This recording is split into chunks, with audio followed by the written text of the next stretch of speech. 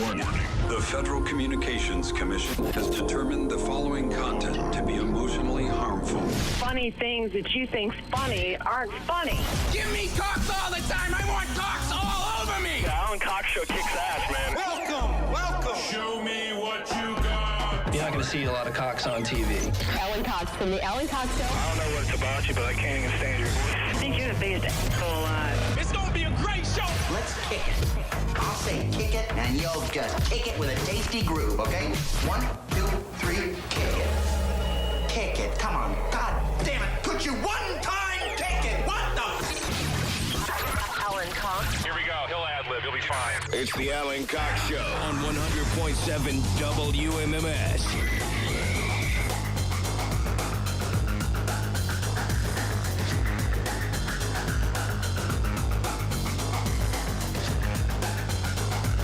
Oh, all right. What's going on, gang? Good afternoon. Hi there. Greetings. Salutations and all that. Hey there. Hi there. Ho there. My name is Alan Cox. Thanks for being here. Does this mic sound different? I'm trying a different mic today. I can't tell. Are you using the standard RE20?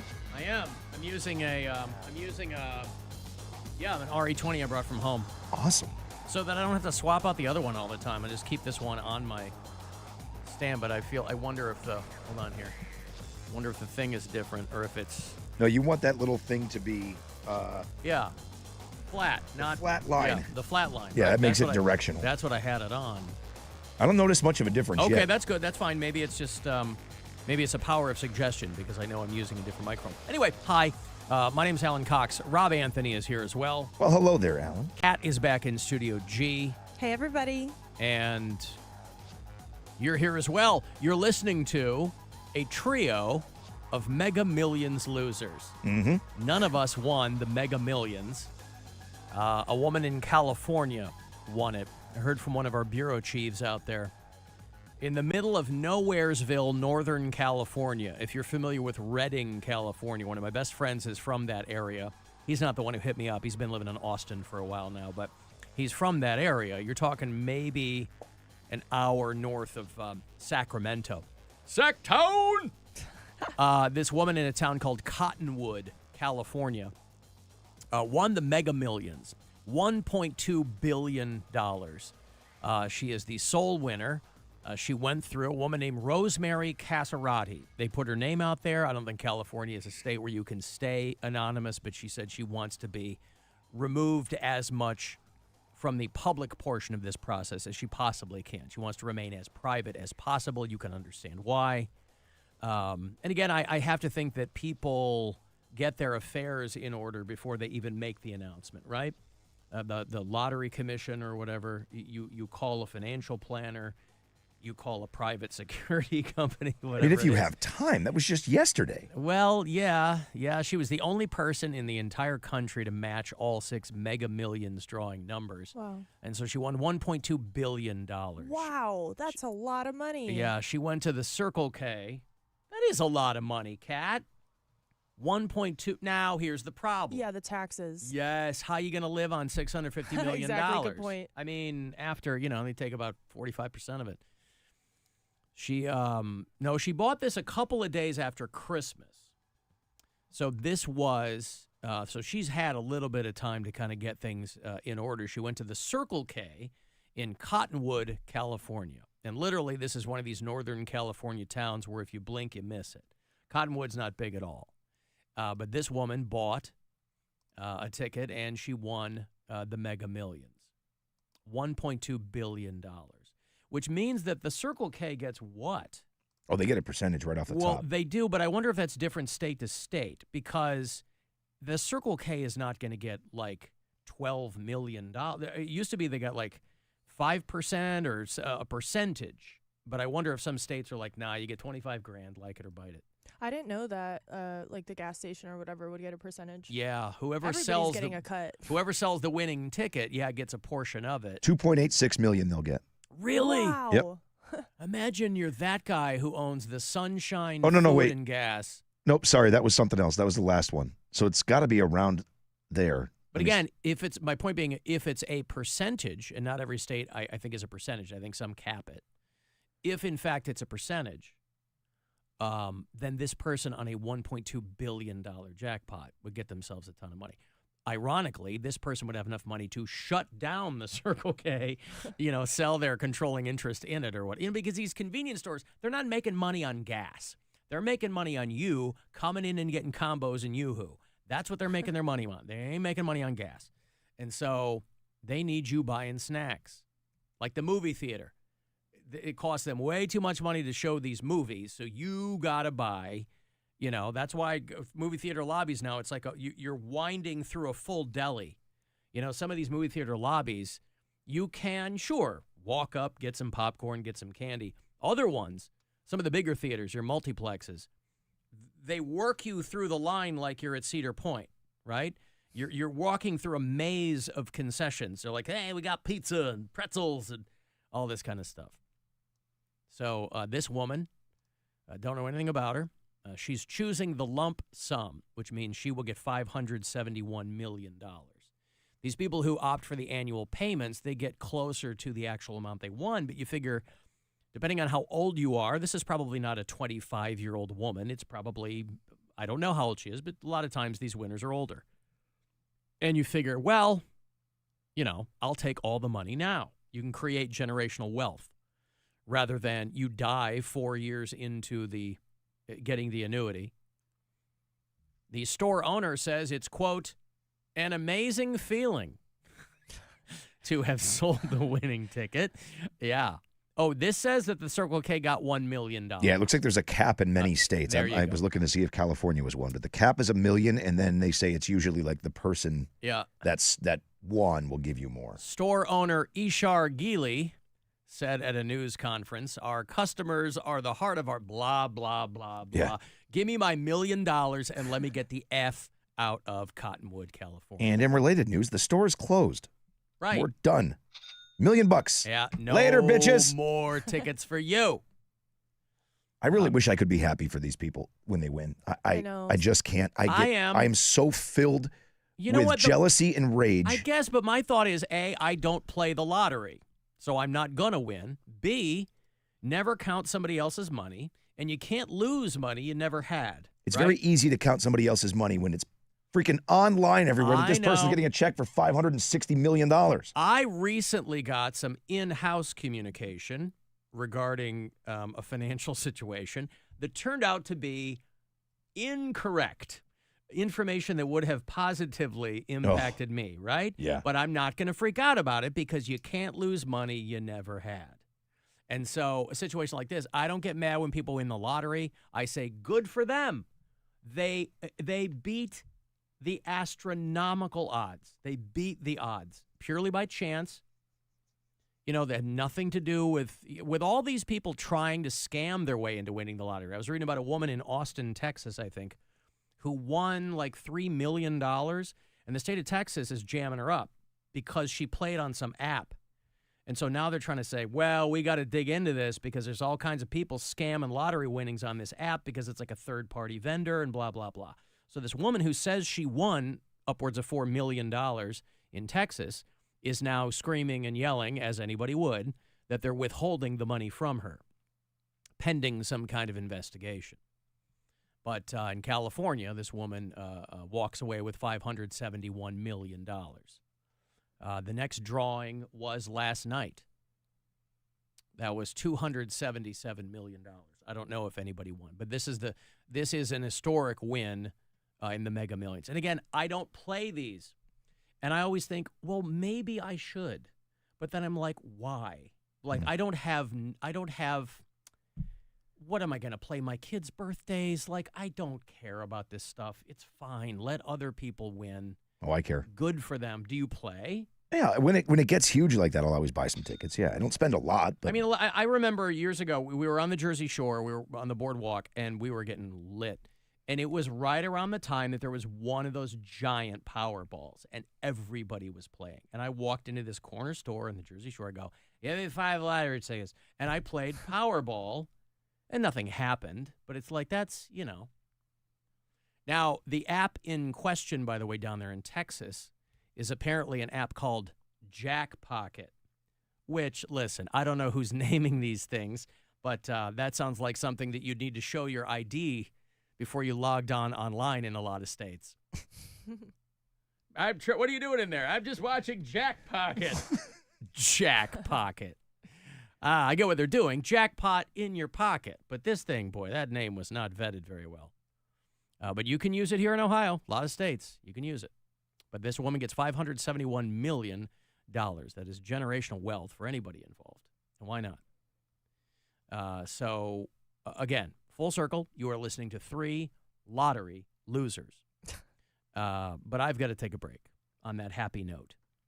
216-578-1007 or 800-348-1007. If you want to join us live, you can text me 35192, and you can listen on the iHeartRadio app.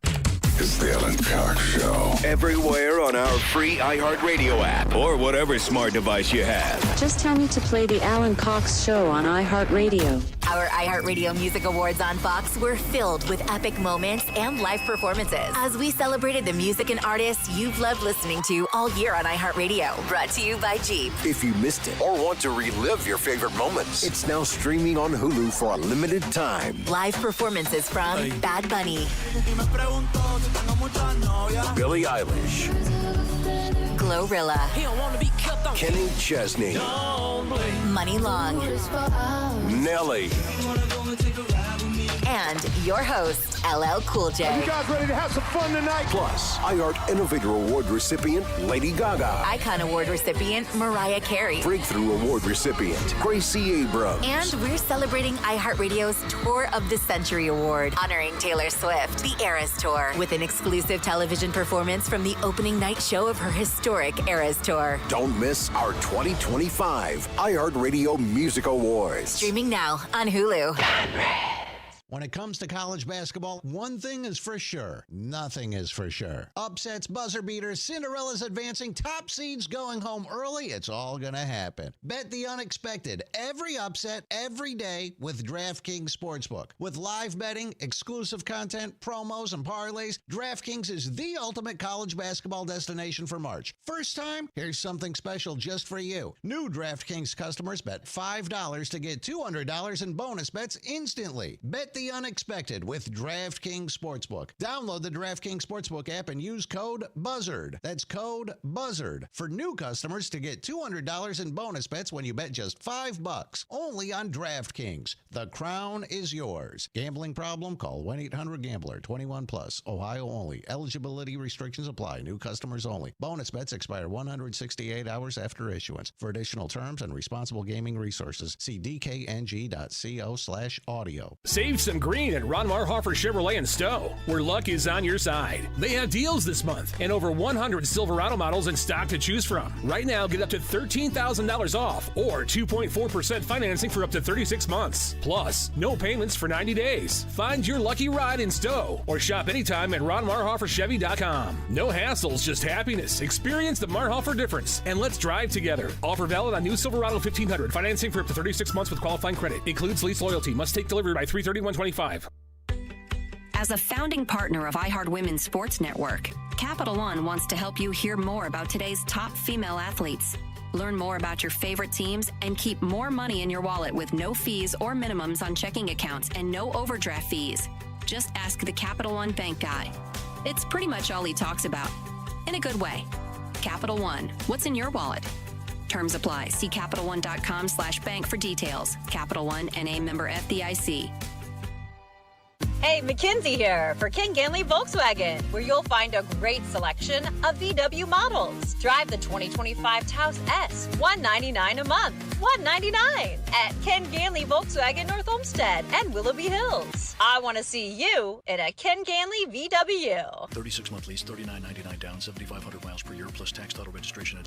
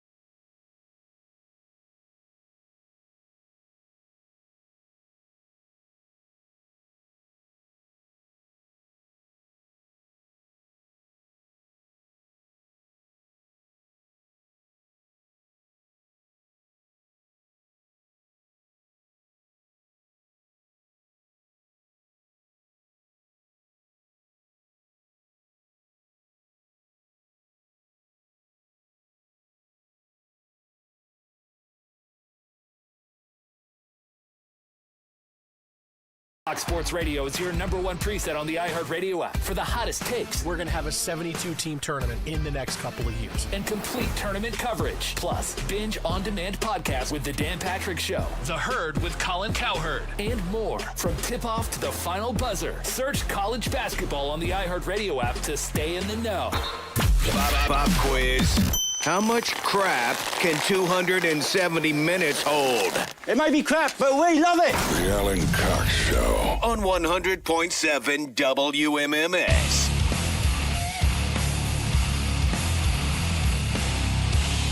The Cavs lost last night. Holy cow. By a lot. 2 in a row. You know what that means? It's all over. Boy, if you listen to anything in this town, that's sure is what it sounds like. Oh, my God! Sound the alarms! Hey, listen, Cavs fans have had a pretty fun time this season. You know, they're not used to this, but 2 in a row against their old coach's team, Ty Lue, who was, of course, at the head of the he was the coach when they won the championship, I think, in 2016. Is he related to Cindy Lou?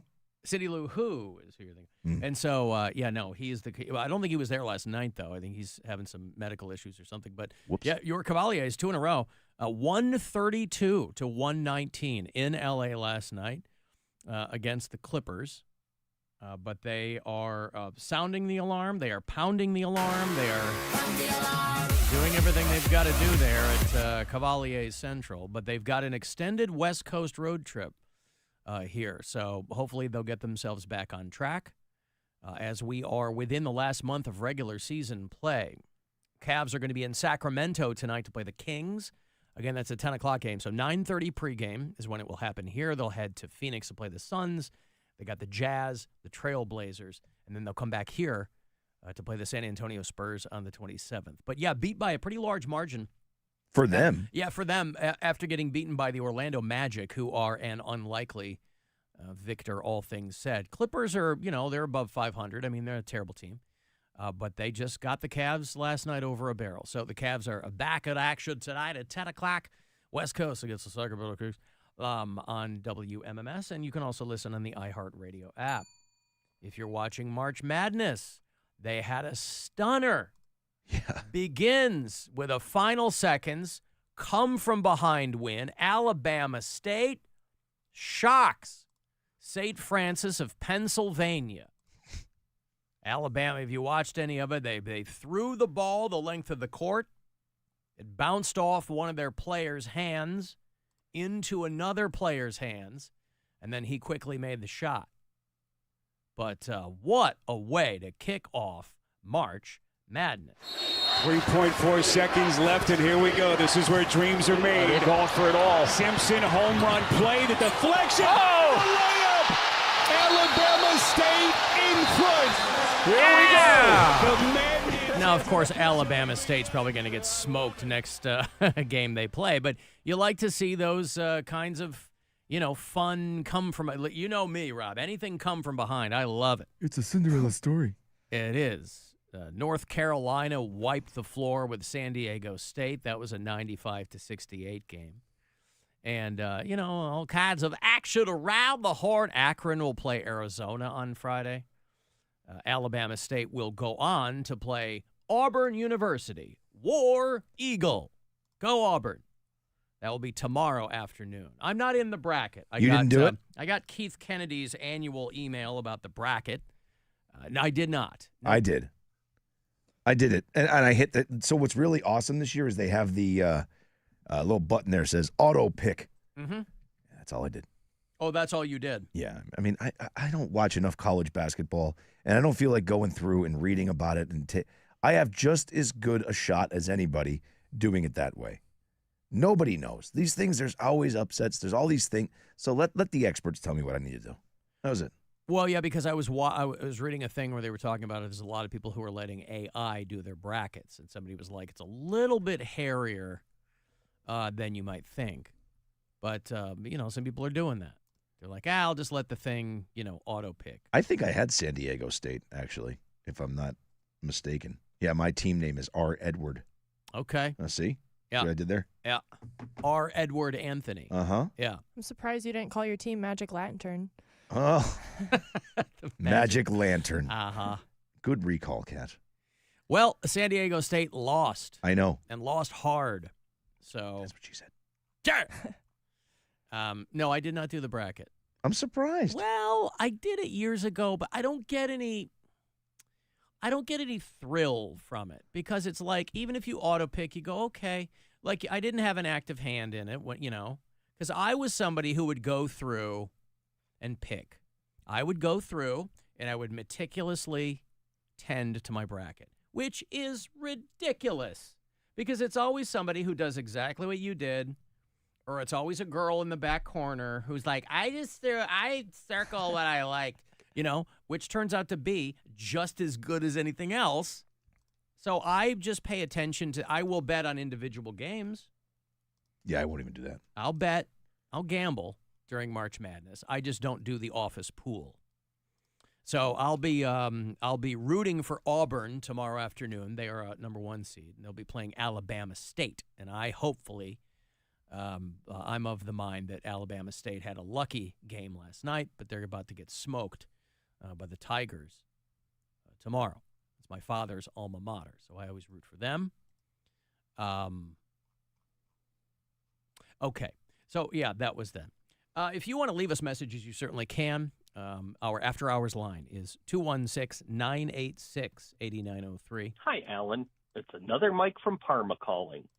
On Tuesday's show, you were talking about the Browns hosting a Journey concert for season ticket holders. This reminds me that back in the 90s, Art Modell would have concerts in the round at preseason games in the old Municipal Stadium. As a kid, I remember seeing Waylon Jennings, Willie Nelson, and the Beach Boys. I was wondering if you'd hit the post on Journey's Stone in Love for the new friend I made at Clevelander on Monday, R. Edward Anthony. Yeah. That song has a very cromulent bass solo. Uh-huh. Love me, love you, hate the show, bye. Who's Lily Nelson? Yeah, we met Mike in Parma. Not the Mike from Parma, but another Mike from Parma. I've met him before, but yeah, he works just a couple of doors down there from the Clevelander, and so he came by to say hello, and he met the one and only R. Edward Anthony live and in person. Twice. Yeah, because he came back. Yeah. With a coworker. Yeah, I don't think I was there for that. Oh no. But yeah. the first time there. Stone in Love's got a pretty short thing though, right? What's it got? 100.7 WMMS brother here from Journey. They're playing that Browns show for the ticket holders. Those crazy. That one's too easy because you can kind of hear it happening. Stone in Love. Yeah, good song. Should pick another one. Which one? I don't know. Separate Ways has a long intro, doesn't it? Yeah, but that's too long. Is it? I think that one takes a long time to get going, man. And all I can ever think about is the video. And I hope people took my advice when we were talking about these Journey concert they're putting together for Brown season ticket holders. They took my advice. Oh, this is a long one because now the change. Right to the YouTubes and checked out the video for Separate Ways. Listen, I was, there's nothing cool about it, but back in the day, man, when Journey was cranking up the hits, I was digging it. I told Rob yesterday, I said the very first 2 cassettes, when I started getting my own money and I signed up for Columbia House, the first 2, I mean, they gave you 45 for a nickel or something, but the first 2 cassettes that I ordered on my sheet were Journey Frontiers and Motley Crue Shout at the Devil. And then a whole bunch of, and then like all the Carlins that were available on cassette, Did you actually, you paid for them? Columbia House? Yeah. You gave him a penny. No, but I know. But then you were supposed to, by doing that, you were supposed to buy 6 more at full price or something. I did, like that. yeah. Oh God, you're. Well, listen, I'm one of those guys where I'm like, I'm not always looking to scam the system. I had friends.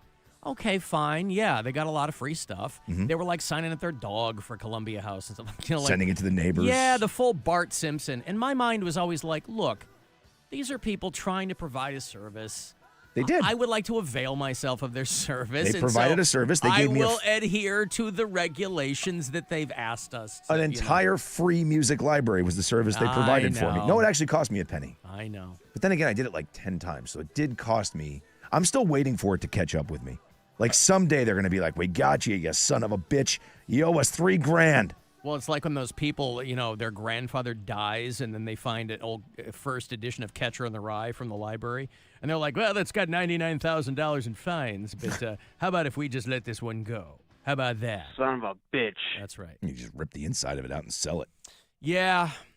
No, listen, I've had this constant ambivalence in my brain growing up, and part of it's growing up Catholic, and part of it was that my parents were relatively strict.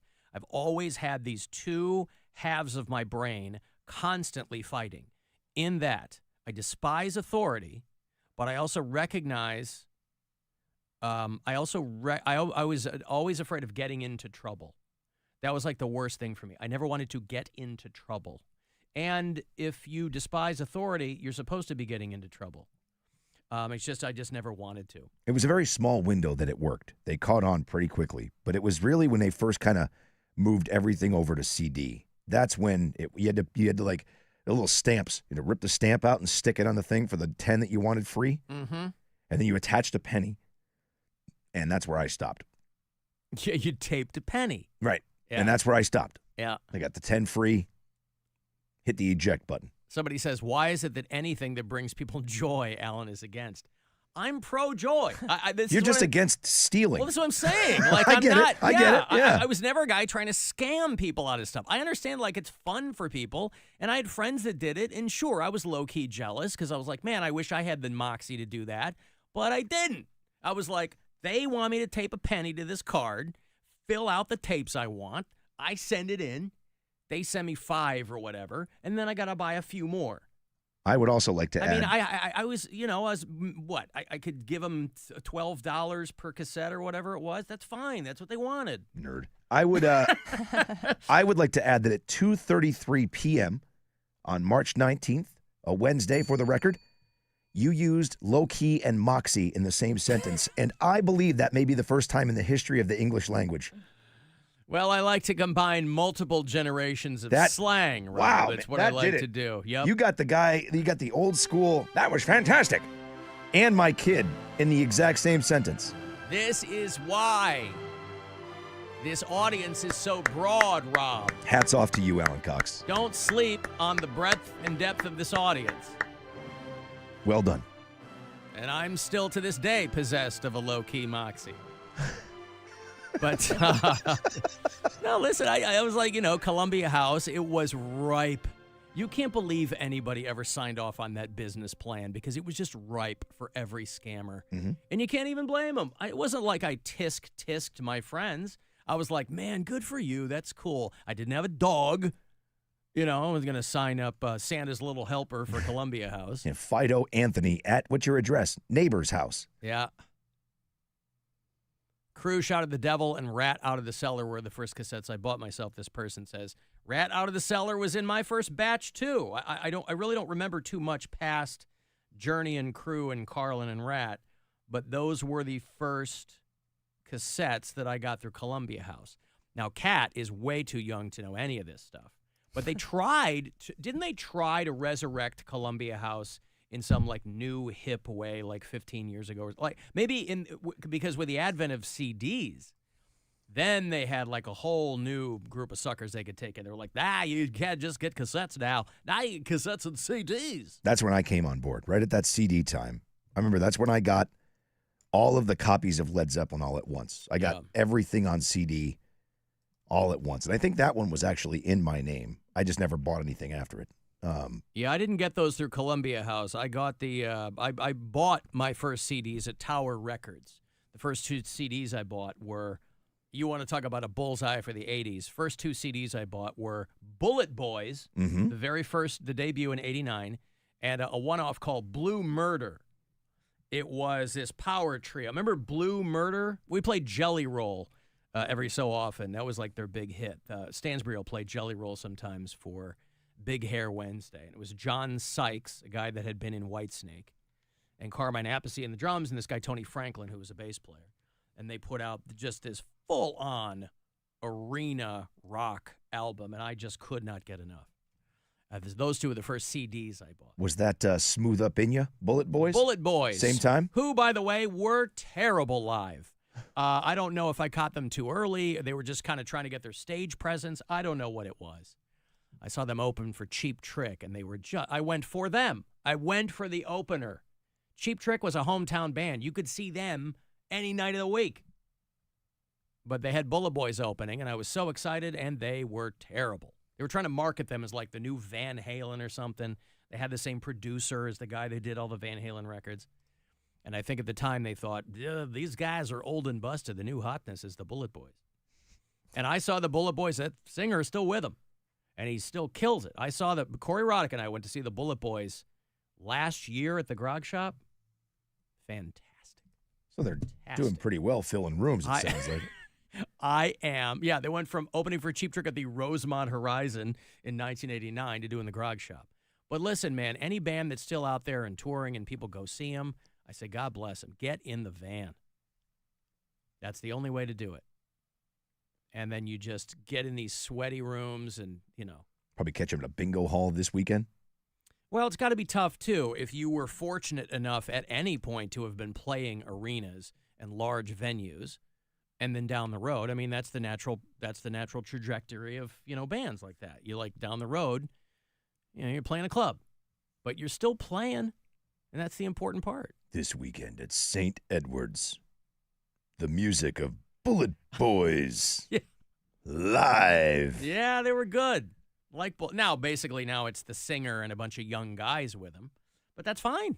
Get your tickets fast. He's still got the voice. Because there's only 63 available. Yeah.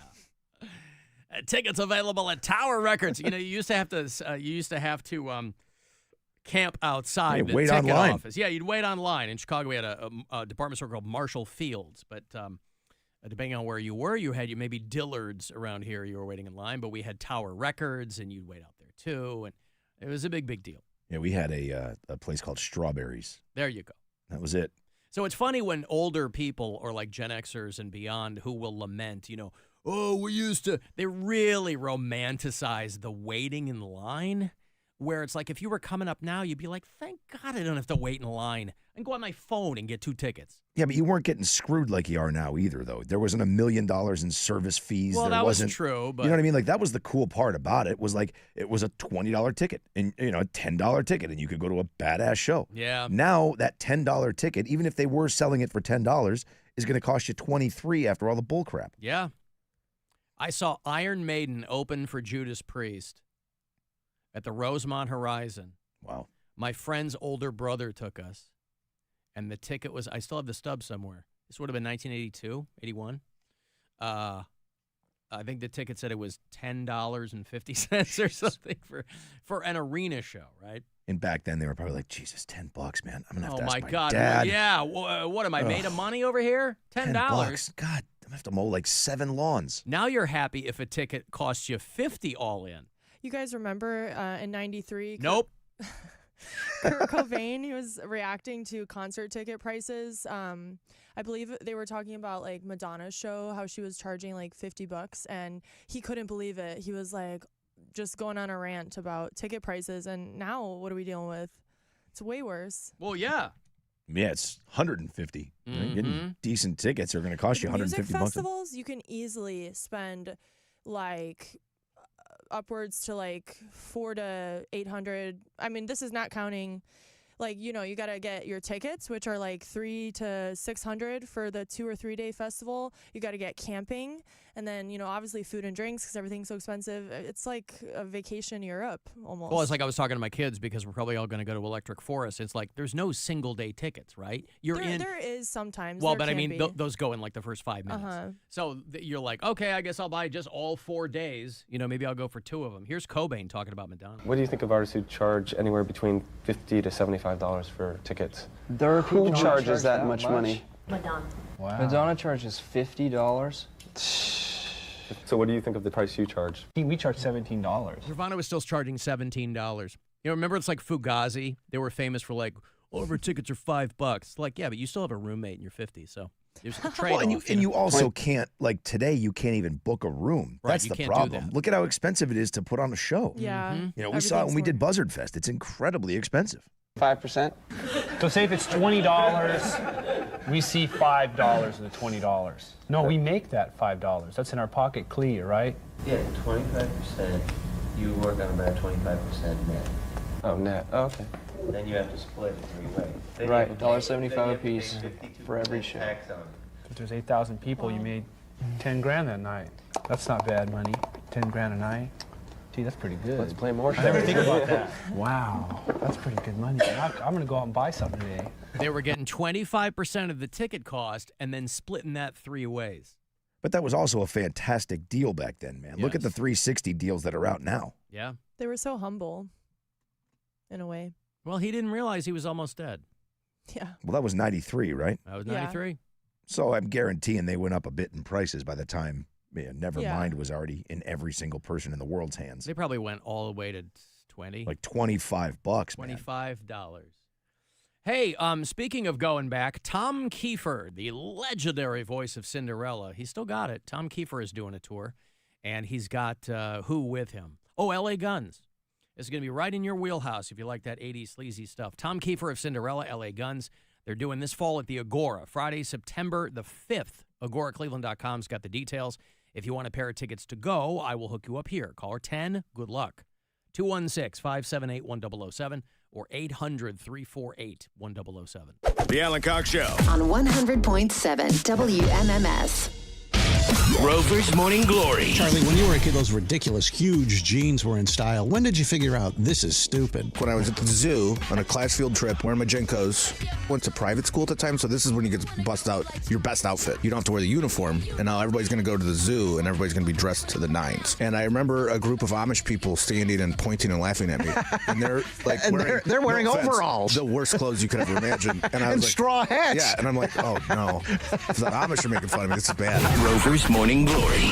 Weekdays on 100.7 WMMS and 24/7 on our free iHeartRadio app. Sarah Spain for iHeart Women's Sports. Presented by Capital One. On this 19th day of Women's History Month, we're shouting out a coach that led her team for 19 seasons. Miami women's basketball coach Katie Meyer, who announced her retirement last year, ending a 19-year run with the Hurricanes. She led the team to 10 NCAA tournament appearances, including an Elite 8 run, and finished as the winningest head coach in program history. For more women's sports stories, subscribe to Good Game with Sarah Spain on iHeart Podcasts.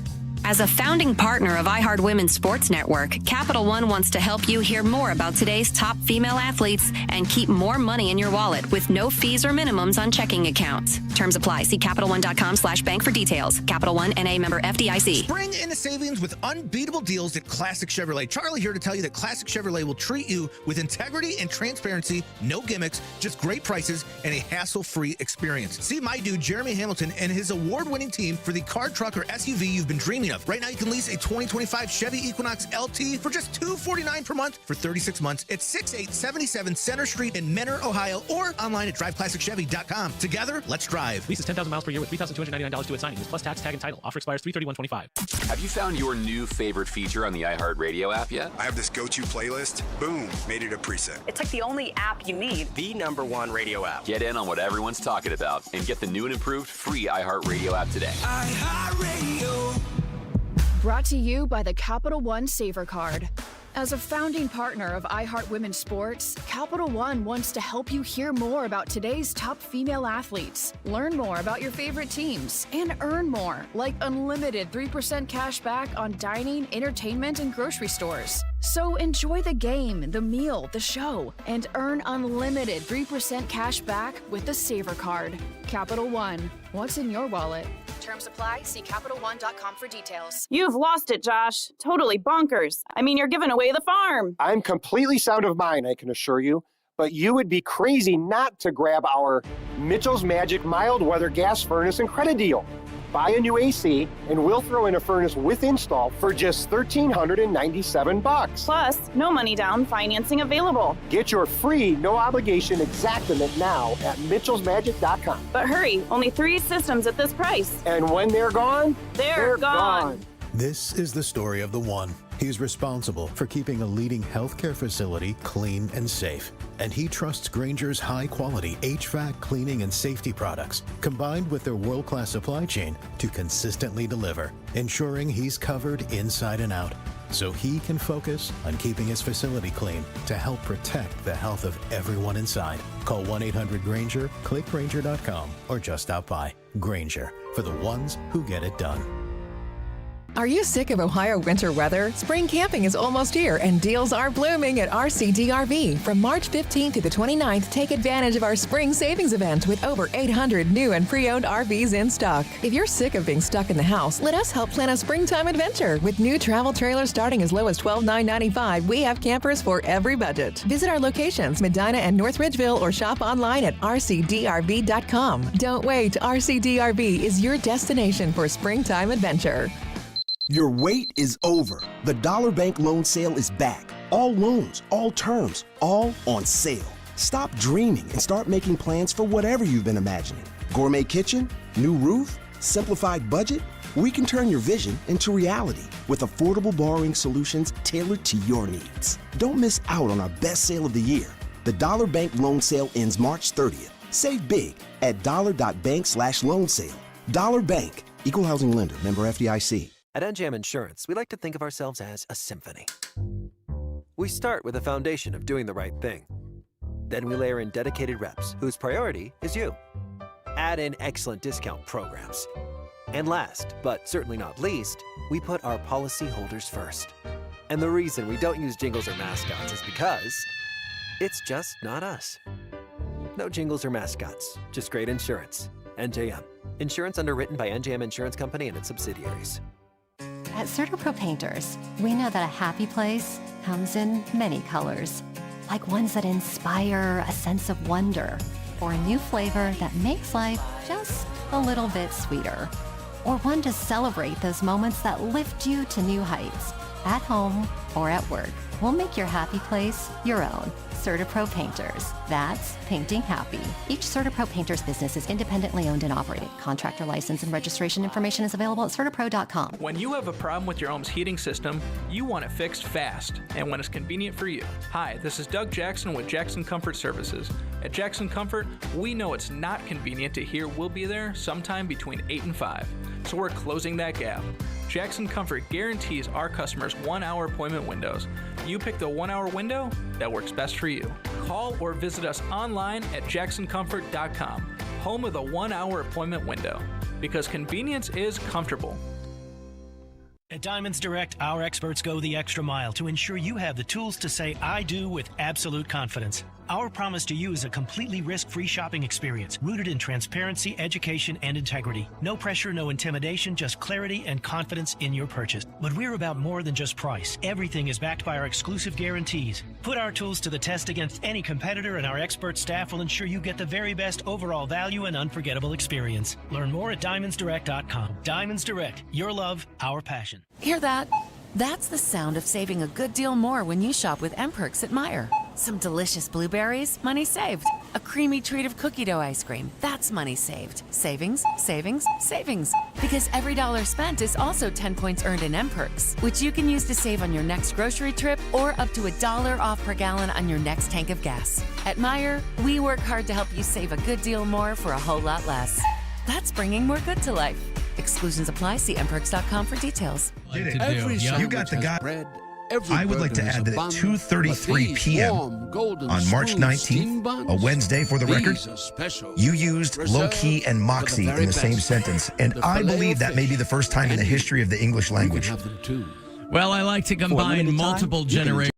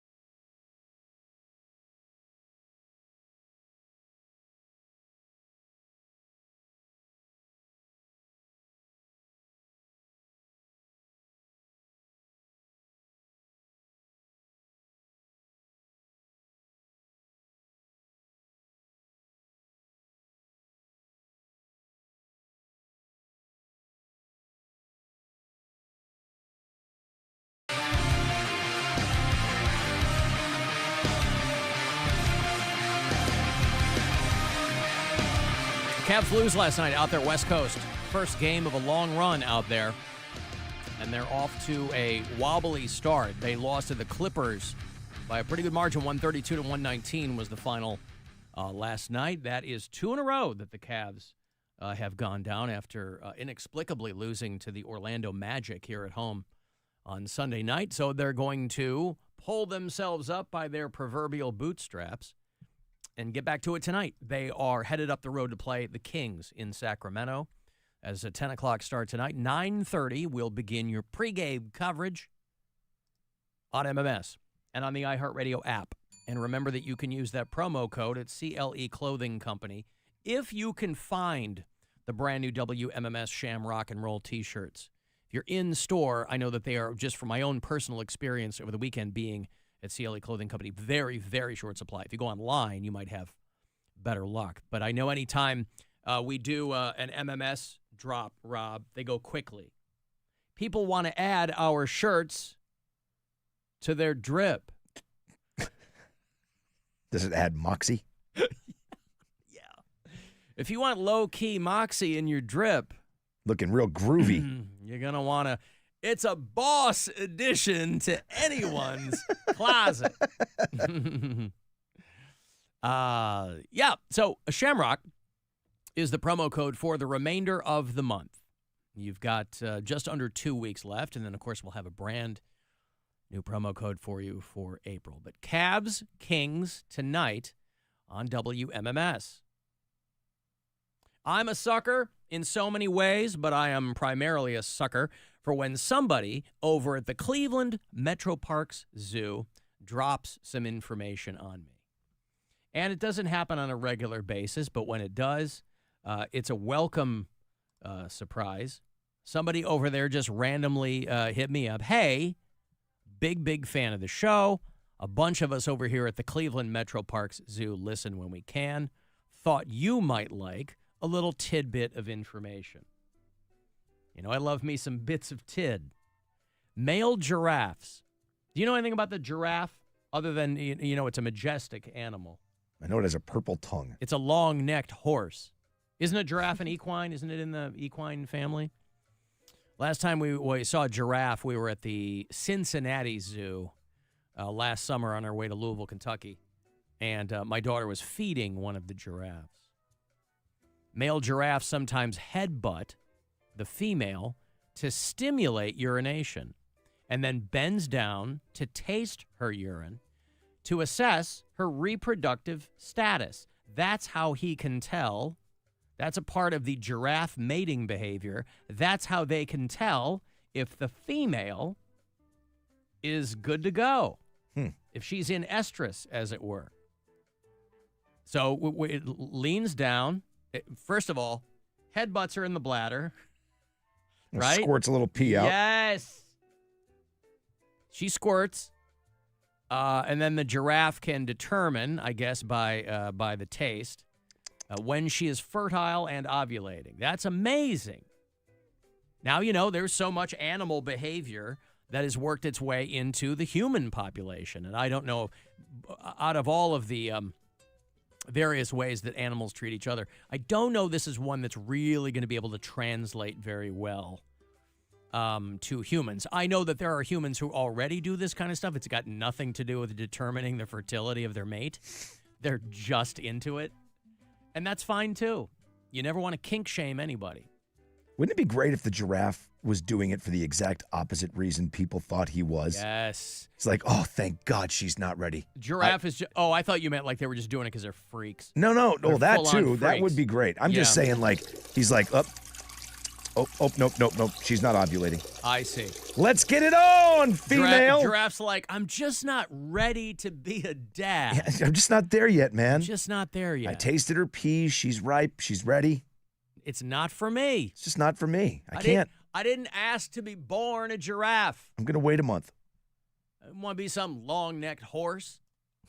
I was hoping I'd be an aardvark.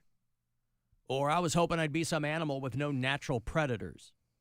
I was hoping I'd be a sloth or a koala. How did I know you were about to say sloth? How did you know? I don't Tell know. me. You knew I was going to say sloth? I thought it right before you said it. Interesting. But they have a lot of predators because they're so slow. But I don't think that they do. Yeah, maybe. I think that, and that's amazing to me. I don't know that the sloth has natural predators. You'd think they'd be easy prey, but just in the animal kingdom, I don't know that they do. I know that koalas are getting high all day on eucalyptus leaves. Yeah, well, join the club. But them giraffes are freaks, Rob. They're out there doing it and doing it and doing it wild. And Kat thought I was going to say sloth before I even said it. Another random cat fact. Could she be, add this to the list, could she be, in addition to one-time med student, television and film production assistant out west, whatever the hell she's, right? She's done all kinds of things. Probably like an ASL teacher or something like that. All those things. Could she also be clairvoyant? Now, I don't believe in that, but that doesn't mean it's not true. Well, how else do you explain that you knew you were going to say sloth? Yeah, I don't know that the show is scripted. I mean, maybe try and explain it, Alan. She went a couple of lines ahead in the script. Yeah. Yeah, you're not supposed to read ahead, Kat. Good to know. I'll see you after the show. Thank you. Okay, well, then maybe it was just coincidence that she knew I was going to say sloth. Did you know I was going to say giraffes are freaks? I was thinking that too. So did you know I was going to say like that? Did you know I was going to say aardvark? No, I didn't. Okay, so you're 0 for 2. All right.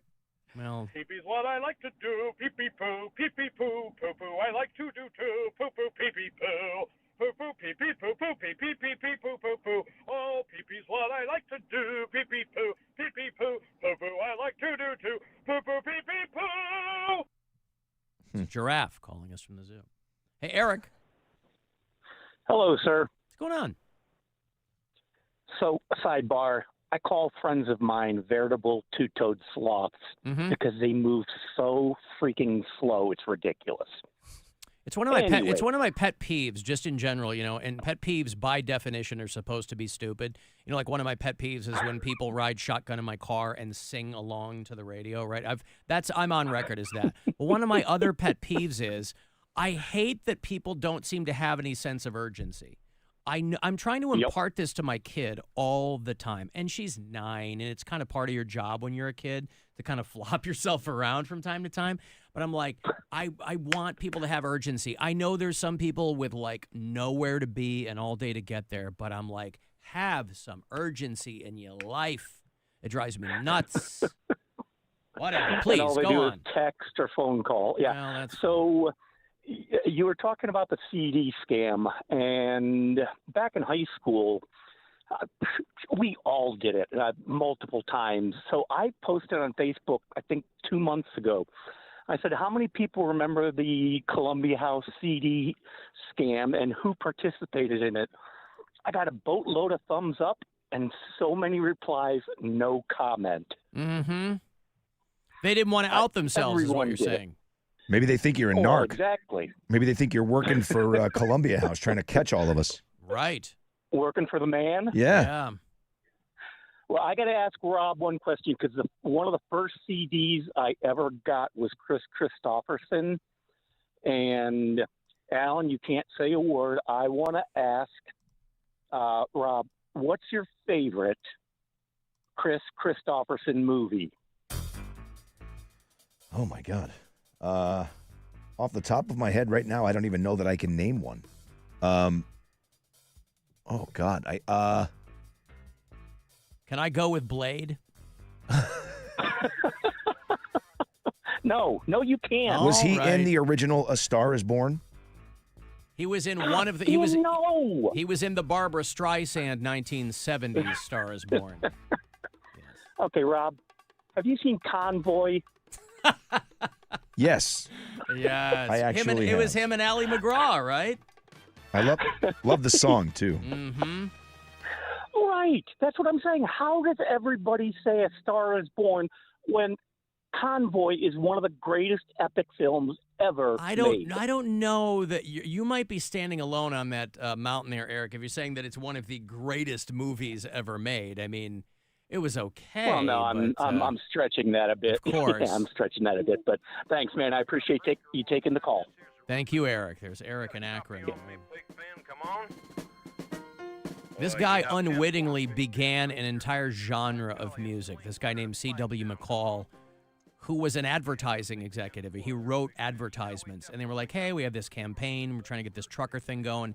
He wrote Convoy as a goof. It blows up, and it basically ushers in movies and BJ and the Bear and, like, trucker culture just because of this dumb song. I was watching BJ and the Bear this morning. The reefer on and a Jimmy hauling hogs. Wasn't spelled B-A-R-E, was it? Nope. About a mile out of Shaky Town. I says, Big Judge Ben, me. this here's Rubber Duck, and I'm about to put the hammer down. This here's Rubber Duck.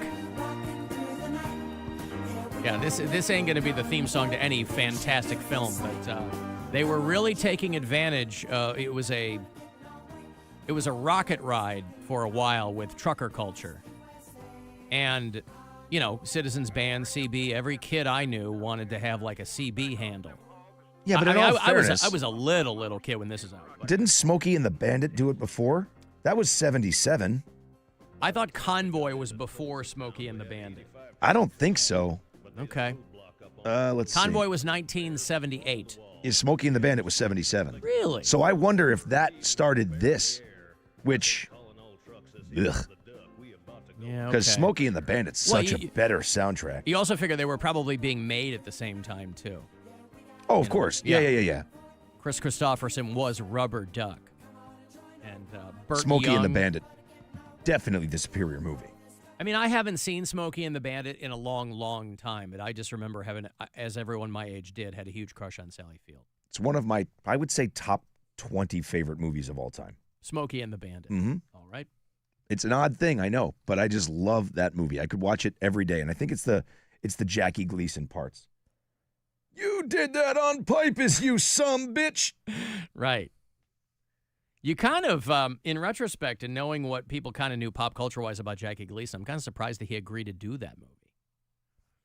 Because he was a guy who, I don't know, I figure on paper, Smokey, I think everybody associated with that movie at the time was like, on paper, nobody thought this movie was going to go anywhere. It looked ridiculous. Sally Field was like, I was just trying to make a name for myself, and this dumb as rocks script comes across my desk, and I go, okay, and like Burt Reynolds wanted her to do it, and she's like, and obviously it was a massive, massive hit. It's fantastic. Well, maybe I'll have to go back and watch it. I haven't seen it in a long time. Thoughts on Cannonball Run? Listen, in the early days of HBO when I was a kid, there were certain movies that were on all the time, and one of them was Cannonball Run, and so I watched that movie about 4 billion times. Same. And now, again, these aren't movies when you're a grown-up and you go back. These aren't movies that hold up. But for what they were, which was basically just a bunch of people dicking around a paper-thin script and then just going, let's see what happens. Let's roll some camera, let's waste some film, and we'll see what happens. I think that's why I like it, because they're just there's nothing to think about. They're just funny. They're good movies. Well, this was back in the day, too, where, like, gag reel with the credits was not a thing. Yeah. You know, now there's post-credit scenes, there's mid-credit scenes. Sometimes there's gag reel. Obviously, that's more for comedies. But Cannonball Run, you know, I was 10 when that came out. And so it was right up my alley of just dumb crap. All the stars of the day were in it. You know, like the Rat Pack guys. And friggin' Jackie Chan was in the Cannonball Run. And then, you know, they were trying to make movies to rip that off. Everybody's trying to rip off trucker movies for a while. And then everybody's trying to rip off Cannonball Run. They made Cannonball Run 2, which was okay. Then they made Speed Zone and all these other movies where they're like, let's just get... Remember when Die Hard was a hit and every subsequent movie for 10 years was Die Hard on a blank. Yeah. This is Die Hard on a mountain. That's Cliffhanger with Sylvester Stallone, you know. This is Die Hard in a parking lot. That was, every script was, every pitch was, this is Die Hard on a boat. That's what Under Siege with Steven Seagal is. But, yeah, Cannonball Run, great. Even Terry Bradshaw was in that. Remember, he played the hillbilly. Of course. Yeah. Well, I think in some of those movies, Cannonball Run was a movie directed by a stuntman. And those movies have a different vibe to them. There was a movie called The Fall Guy with Ryan Gosling, which is about a stuntman, but it was a reboot of an 80s television show. And the movie of The Fall Guy was phenomenal. and it didn't need to be that good. But like all the John Wick movies were directed by a guy who was a stuntman. So that's why those movies just have that quality where these guys know what everything should look like and where things should fall and get kicked and, you know, all that stuff. So Constantly moving. Constantly moving. It's like a comic book. Alan, growing up, my grandfather used to use a CB radio. His handle was Lightning Rod. Uh-oh. Probably don't want to find out why. One of his friends was Patch Pocket. All right, Patch Pocket and Lightning Rod. Interesting combo there. Come on back, Lightning Rod. This is Patch Pocket. Yeah. All right, well, yeah, you wanted, that was the fun of having a CB radio was you had a handle, but you had to be careful because it's not like they were checking IDs out there, you know. They're like, hey, are you old enough to be on this? I sure am. I'm 37 years old. My name's Patch Pocket. You don't sound 37. I am. I'm 37 years old. What year were you born? 19. How you cutting out? I'm 37. My birthday's next week. I'll be 38. How dare you question Patch Pocket? Lightning Rod. Hey, this is Lightning Rod. There's a bear in the air. Rubber duck. Hang on, I'm going to put my wife on. Here's Sizable Bush. Sizable Bush. This is Sizable Bush. Sizable Bush. What a CB-friendly adjective that is. Uh-huh. Yeah. That's right. Uh-huh. Oh, C.W. McCall. Whatever happened? He's probably dead, that guy. Probably dead. And you had to imagine, too, you know, that at that time there was probably a huge uptick in guys wanting to be truckers because it looked so cool. You know, it was like with the rise of cooking shows, all these people wanted to go to culinary school, and then they're like, oh, this kind of sucks. It's super expensive, and I'm going to spend the first 5 years as a line cook at an Applebee's, right? I'm not going to go right to a Michelin 5-star restaurant in New York. But, yeah. Convoy. All right. Have you guys seen Hooper? We had a caller call in. It's Burt Reynolds and... Oh, not the documentary about the storekeeper from Sesame Street? I thought he said Pooper at first, but it's Hooper. Hooper. Yeah. Hey, Kat, have you seen Pooper? You'll find out today on the show. Hooper with Burt Reynolds. Burt Reynolds, a great movie. Sally Field was in that too. Well, that was them trying to capture that lightning in a bottle, right? I like how he has a big bubblegum bubble in the movie. That shows you how laid back he is. Totally. He's just chomping on bubblegum. He's the cool guy. Yeah, it was the same stuntman that directed Hooper, and I think that they were, and that's when Burt Reynolds and Sally Field were banging, because they had met on Smokey and the Bandit, and she was like, I wanted nothing to do with the guy, but how the hell were you not going to fall in love with Burt Reynolds in 1977? And she's like, that's exactly what happened. And so Hooper came out, and they were kind of, I think, able to kind of recapture that lightning in a bottle. Terry Bradshaw was in that one. Robert Klein, one of my favorite comedians of all time. He was a bit of an actor. He was in that movie, too. Hooper. Wow, a caller dug up Hooper. Yep. Oh, boy. It's a good one, man. I love everything Burt Reynolds did. Burt Reynolds could have been like this Shakespearean actor, and he decided to have fun and do movies with his friends. Think about it. Coming off of, what was the Deliverance? Mm-hmm. He could have gone a completely different way with his career. Yeah. And he's like, you know what? This is just fun to do it this way. That's why he was so good in Boogie Nights, because it was pretty much against type. He was obviously he was older, but right. Alan, my dad's handle was Snowman. You know what that means? Get a lot of cocaine. Yeah. Copious amounts of blow. Trucker speed. I got to be up all night. I'm deadheading back from Atlanta, Georgia. I was Sunny Bubbles, this person says, for my sunny personality and big tatas. Oh, so quite literal is what he... Hi, guys, it's Sunny Bubbles.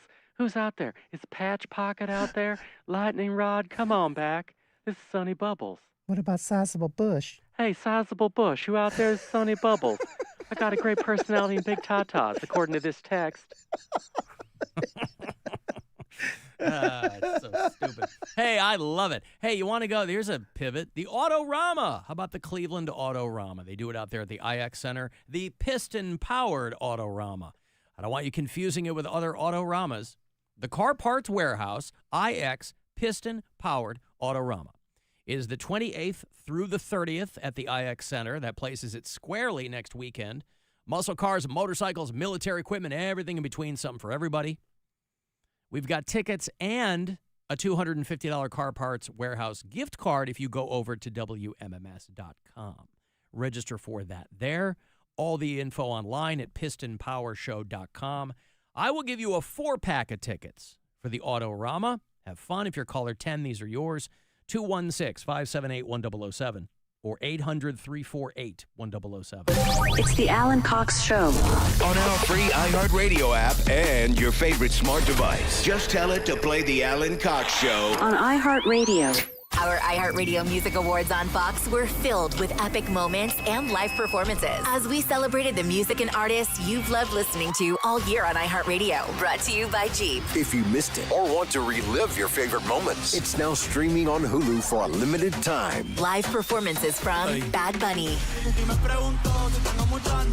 Billie Eilish, Glorilla, Kenny Chesney, Money Long, Nelly, and your host, LL Cool J. You guys ready to have some fun tonight? Plus, iHeart Innovator Award recipient Lady Gaga, Icon Award recipient Mariah Carey, Breakthrough Award recipient Gracie Abrams, and we're celebrating iHeartRadio's Tour of the Century Award, honoring Taylor Swift, the Eras Tour, with an exclusive television performance from the opening night show of her historic Eras Tour. Don't miss our 2025 iHeartRadio Music Awards. Streaming now on Hulu. From the Universal Windows Direct Weather Center, WMMS Weather. It'll be cloudy and breezy overnight with rain in the early morning, overnight low 46. Then rain changing to snow tomorrow, temperatures falling into the 30s. Friday, sunny with a high of 51. This report is sponsored by Take 5 Oil Change. At Take 5 Oil Change, they get it. Time is precious. That's why they make getting your oil changed fast, friendly, and simple. You'll be back on the road in just 10 minutes. Book ahead or drive in. It's fast either way. Take 5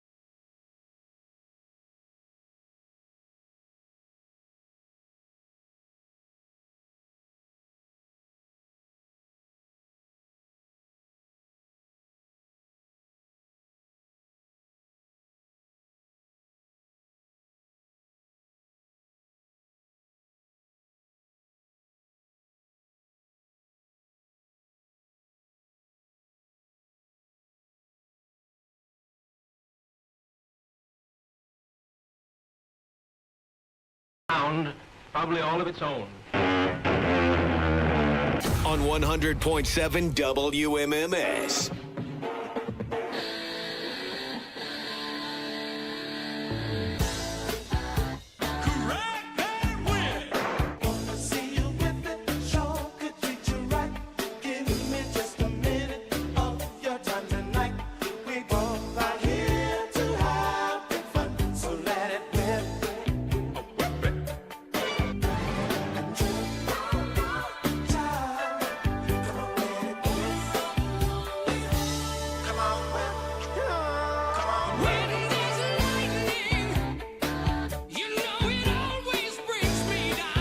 A sucker for the mashups.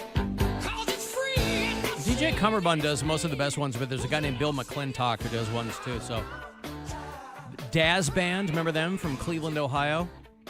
Let It Whip was their big song, but he takes Yes and Dio and the Daz Band, throws them all together. Now, is this, Rob, is this disrespectful to Ronnie James Dio? No. Okay. Putting it in the ears of people who may not otherwise know it. I never have a problem with that. Mm-hmm. Yeah. So anyway. This has no business being that good. That's what I'm saying. That most of those mashups between DJ Cummerbund, who goes out and tours, he did the B-52's farewell tour, and he goes out with other bands. But this other guy, Bill McClintock, who for a while I was like, I bet they're the same guy. I don't know. There was an author, well, he might still be around. I was a huge Stephen King fan growing up, and so I would just devour all of his books. And then there was another author named Dean Koontz who came along, and his writing style was so similar to Stephen King, and his books were so successful that there were a lot of people who believed that they were the same guy because Stephen King had already written under another pen name. He had written under Richard Bachman. And then people were like, oh, Dean Koontz isn't a real guy. That's another Stephen King pen name. It turned out Dean Koontz was a real guy. He just happened to be writing really successful books that they were also turning into films. But I was like, maybe Bill McClintock and DJ Cummerbund are the same guy. But I don't know. And then I realized I didn't care enough to really dig in and figure it out. Your Cleveland Cavaliers lose 2 in a row. Lost on Sunday night to the Magic here at home. West Coast, they lose big to the Clippers last night. That's 132 to 119. But hopefully they'll get it back tonight. They're still on the West Coast through the week. They're playing the Kings in Sacramento tonight. That's a 10 o'clock tip-off. Late game here in Northeast Ohio, but 9:30 is when the pregame coverage will begin with Mike Snyder and the gang.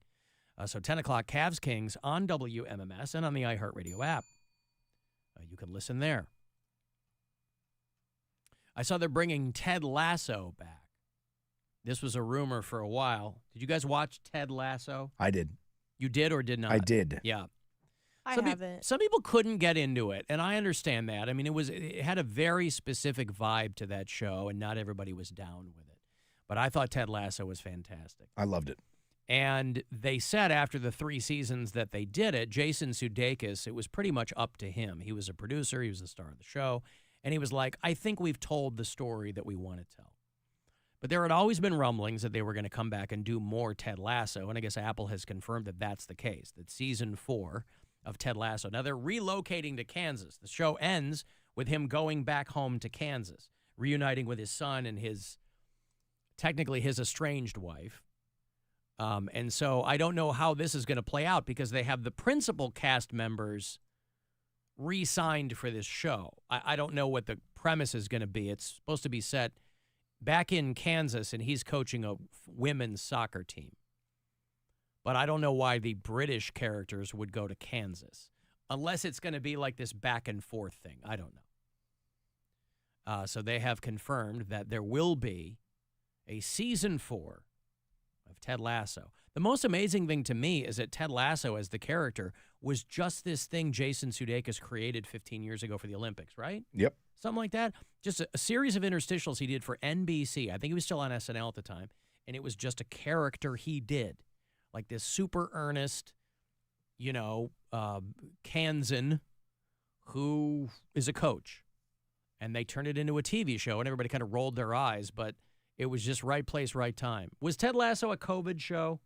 I don't think so. I didn't think it was either. I mean, they just wrapped season 3 last year, so maybe partially COVID, but like. It started in 2020, it says. Oh, it so did? Okay. there you well, go. It was, yeah. Then maybe it really benefited from that.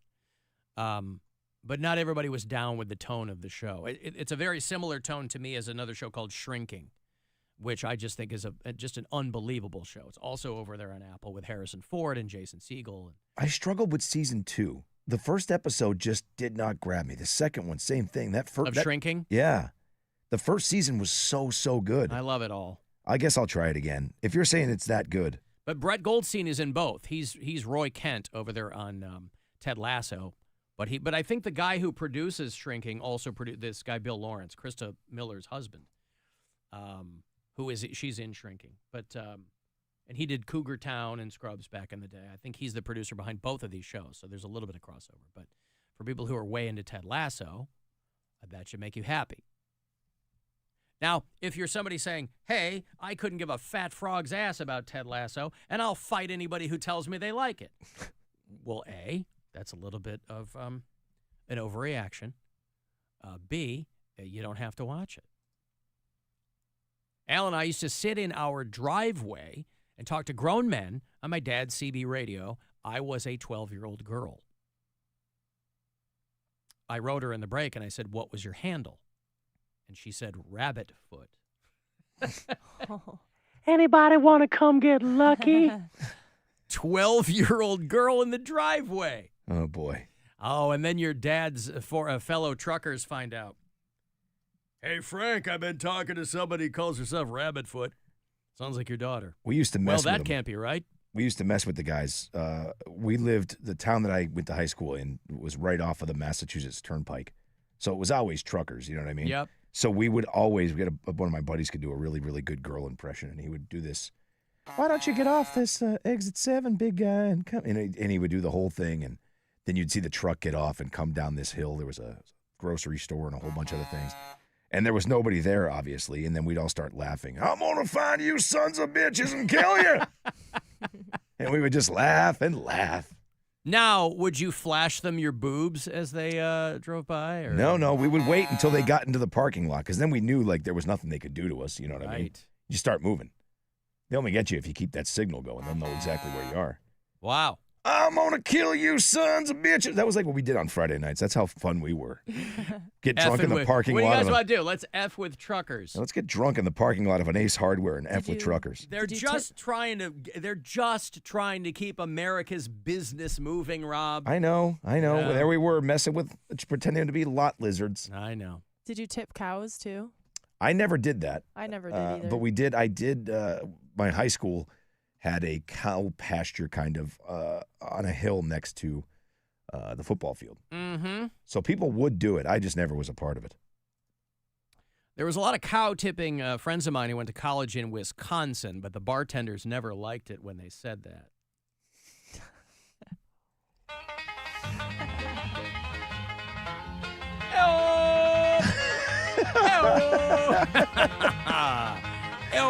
Don't forget to tip your cows and waitresses. Cows, yeah. Coyote ugly. Alan, I think Jeff Daniels is joining the cast of Shrinking. He is. He's going to play Jason Segel's dad. It's very exciting. Yeah, they're making a big deal about that. Jeff Daniels returned to comedy. I tried to watch that last Jeff Daniels show on Netflix. I love him, man. I just think he's great. I'll watch him in just about anything. I saw Arachnophobia for the very first time ever, like 3 months ago. And but he was in this show on Netflix that I just could not get into. Was it the one where he was like a was he like a TV personality or something? No, that was The Newsroom back in the day. That was an Aaron Sorkin show on HBO, I think. But no, he did a show on Netflix called A Man in Full, and he was supposed to be this hard-nosed, like, Atlanta businessman who's got, it's this edgy kind of Billions type kind of show, but he was doing this accent. I was like, I cannot get around this accent. I think he's a phenomenal actor, but whatever choice he made for the accent of this guy, I was like, I cannot get my head around this. And I bailed from it. But I'll try Shrinking again, man, because I really do like him. I like the cast. I love the show. I just, for some reason, I was just like, ugh. Well, it's kind of cloyingly sweet, too, like Ted Lasso. That's what really threw a lot of people off from that show. They're like, it's so goddamn nice. But it was the first season. I felt like a different vibe to me. Yeah, maybe. I don't know. Maybe. If you listen to us on iHeartRadio, I like to know where people are. You'll see a map behind me if you watch the live stream. Those are people who listen to the show on the app all over North America. Sean is a bureau chief in Indianapolis. Austin listens in Houston, Texas. Jeff is in Stone Ridge, Virginia. Josh and Mallory listen in Denver, Colorado. Anthony is in Clinton, North Carolina. Mike's in Castleton, North Dakota. Alan, Dave from Mentor. So you guys were talking about Tracy Morgan puking from food poisoning. I remember when I was like 14. I'm 43 now, but I got food poisoning, and it was like projectile 6-foot vomit all over the damn bathroom when I finally made it there. But hallway, everything else, that is rough. So you can't really control it. All right, hate the show. Bye. Yeah, food poisoning just makes you feel like you're going to die. Just for if you've never had it, and I don't know why that is. I mean, there are so many things people can do to abuse their bodies. I don't know why food poisoning is universally so, like, practically death-inducing if you get it. Well, because it's so violent. That's what it is. I mean, everybody's had the stomach bug. You get the trots or puke a little bit or whatever. But when you got it like that, that's bad, man. Like food, don't mess around with food. That's one thing I cooked for a long time, and you got to take that stuff so serious. You really do. Is there still a Damon's around? Remember Damon's? It was a rib joint, and I think most of them went away, but I bet you there's one around here. And that's the place that I think of when I think of getting food poisoning. I had only been living in Pittsburgh for maybe a year, so it was a good 25 years ago. But there was a Damon's near us. It was a rib joint. And I don't even remember what I got, but I got violently ill from that place. Obviously never went back. But it's like, oh, my God, you think you're going to die. Because we were talking yesterday, he was referring to Tracy Morgan, who you probably saw the video of him vomiting right there on the floor at Madison Square Garden. He was sitting courtside, and he's puking. He's sitting next to Steven Spielberg's daughter, and she's kind of trying to inch away as he's just, emptying his stomach. And they give him a towel. They wheel him off. I'm still not sure why he had a nosebleed, but maybe it was the force of whatever was happening. And then he posted a photo on his accounts from the hospital room. He's like, I'm fine. It was food poisoning. He said, Knicks are 1-0 when I throw up on the court, so maybe I have to break it out again in the playoffs. like the Knicks will be in the playoffs. Are they good this season? I can never tell. Listen, we had to contend with this. We had a short-lived little group of restaurants over in Little Italy, and we had to contend with people constantly complaining about food poisoning from our menu. And so we cut a series of apologetic promos for Food poisoning, schmoisoning. You'll be fine. Papa Giuseppe's Checker Tablecloth Pizzatorium. And I think they got the message. I mean, we're not here to coddle you if you're going to eat at our place. And sure, Papa Giuseppe's suffered from a lot of problems. We decided to open up 2 locations right next to each other. That turned out to not be a great idea. And then there was the whole food poisoning thing. I mean, it killed Chi-Chi's back in the day. Mm-hmm. The whole of Chi-Chi's went under because of some bad spinach or butt lettuce or I don't know, whatever, green onions, right? And that was back in the day. Spring has sprung, so have a seat on a patio right next to the dumpster. Papa Giuseppe Shack and Tablecloth Pizzatorium. Ba-da-da-ba. Yeah, the jingle needed work too. We had a lot of strikes against us, but we thought, well, now that spring has sprung, which around these parts, technically spring begins at 5:01 p.m. tomorrow. So spring is ready to spring. Ready to sprung? Spring is ready to spring. Spring will spring. Tomorrow, and it won't feel like it. It's going to be like 33 degrees all next week. But, yeah, food poisoning, schmood poisoning. That was our motto. Did you only have it the once? Food poisoning the one time. Did I recall? Yeah, I think I got lucky. I think that's the one that really jumps out at me was Damon's back in the day. I got mine. It was a Mexican restaurant as well, but it wasn't Chi-Chi's. A place called Casa de Nana. Yep. In Springfield, Mass. And I had some like a seafood burrito or something. Oh, God. You're playing with fire. Well, no, I mean, because the seafood's everywhere. It's usually perfectly fine. But, man alive, I don't know what the hell it was, but that was the first time in my life that I had to, like, decide. Like, what do I feel like cleaning up off of the floor? Like, am I going to sit? And that's what I chose. And I was able to kind of in between what was happening, get up and grab a bucket, trash barrel, and just go for. What do I feel like cleaning up? Well, right I now? decided like puke was going to be a better option. Mm-hmm. And I just remember laying on the floor because it was cold. And I was just like, I'm going to die. This is it. This is how I'm going to go out. They're going to find me on my bathroom floor. Yep. With a bucket full of vomit and a toilet full of whatever I just ate. I was so sick. Oh, my God. That was the worst. Are you a pansy, Alan? No, I just got some food poisoning. I got to take a break here. You want to go see Sleep Token? They have finally announced their U.S. arena tour, and it's going to bring them to Cleveland. It is September the 27th. It is a Saturday night in downtown Cleveland. Sleep Token, they just dropped a new album. It's called Even in Arcadia. Well, they dropped some new music. I don't think that the album is out for another couple of weeks, but they're touring in support of it. Not sure who's coming with them. They haven't mentioned that yet. RocketArena.com for the information. Saturday, September 27th is when this is going to go down. If you want to see what all the hype is about, love Sleep Token. Very divisive band in the heavy metal community. But these two tickets here for you. Caller number 10 will put you at that show. I'll see you there. Good luck. 216-578-1007 or 800-348-1007. The Alan Cox Show on 100.7 WMMS. This is Kevin Moret from Mentality. Every day is a silent competition, and with testosterone dropping 1% annually, you're fighting an uphill battle. Your colleagues notice when you lose your edge, your partner senses when your confidence wavers, and without addressing low T, you're set up to fail. No willpower can overcome this hormonal deficit. Mentality's FDA-approved treatments have shown a 30% increase in testosterone levels. Don't let low T define you. Reclaim your power at mentalityhealth.com/radio. That's mentalityhealth.com/radio. Now through March 31st, buy 4 eligible Bridgestone tires and get $80 back by mail on a Visa prepaid card. Get up to $160 back by mail when you use your CFNA credit card. Subject to credit approval. See store or BridgestoneRewards.com for details. We buy any car. Why sell your car at WeBuyAnyCar.com? Because selling it yourself can be, well, you know. Okay, I'll give you half now. And? No, and just half. What? Avoid the hassle. Come to We Buy Any Car instead. Get in, get out, and get paid at a fair price. Yeah, I can't do half. I could probably bump it up to like 50%. Just go. Okay. Get your free online valuation now at WeBuyAnyCar.com. T-Mobile home internet is all about speed, value. What you doing, Zach? I'm rehearsing. There are so many benefits. You got to talk fast. T-Mobile home internet ranks #1 in customer satisfaction for home wireless internet by J.D. Power. Wow, you are good. Try singing it.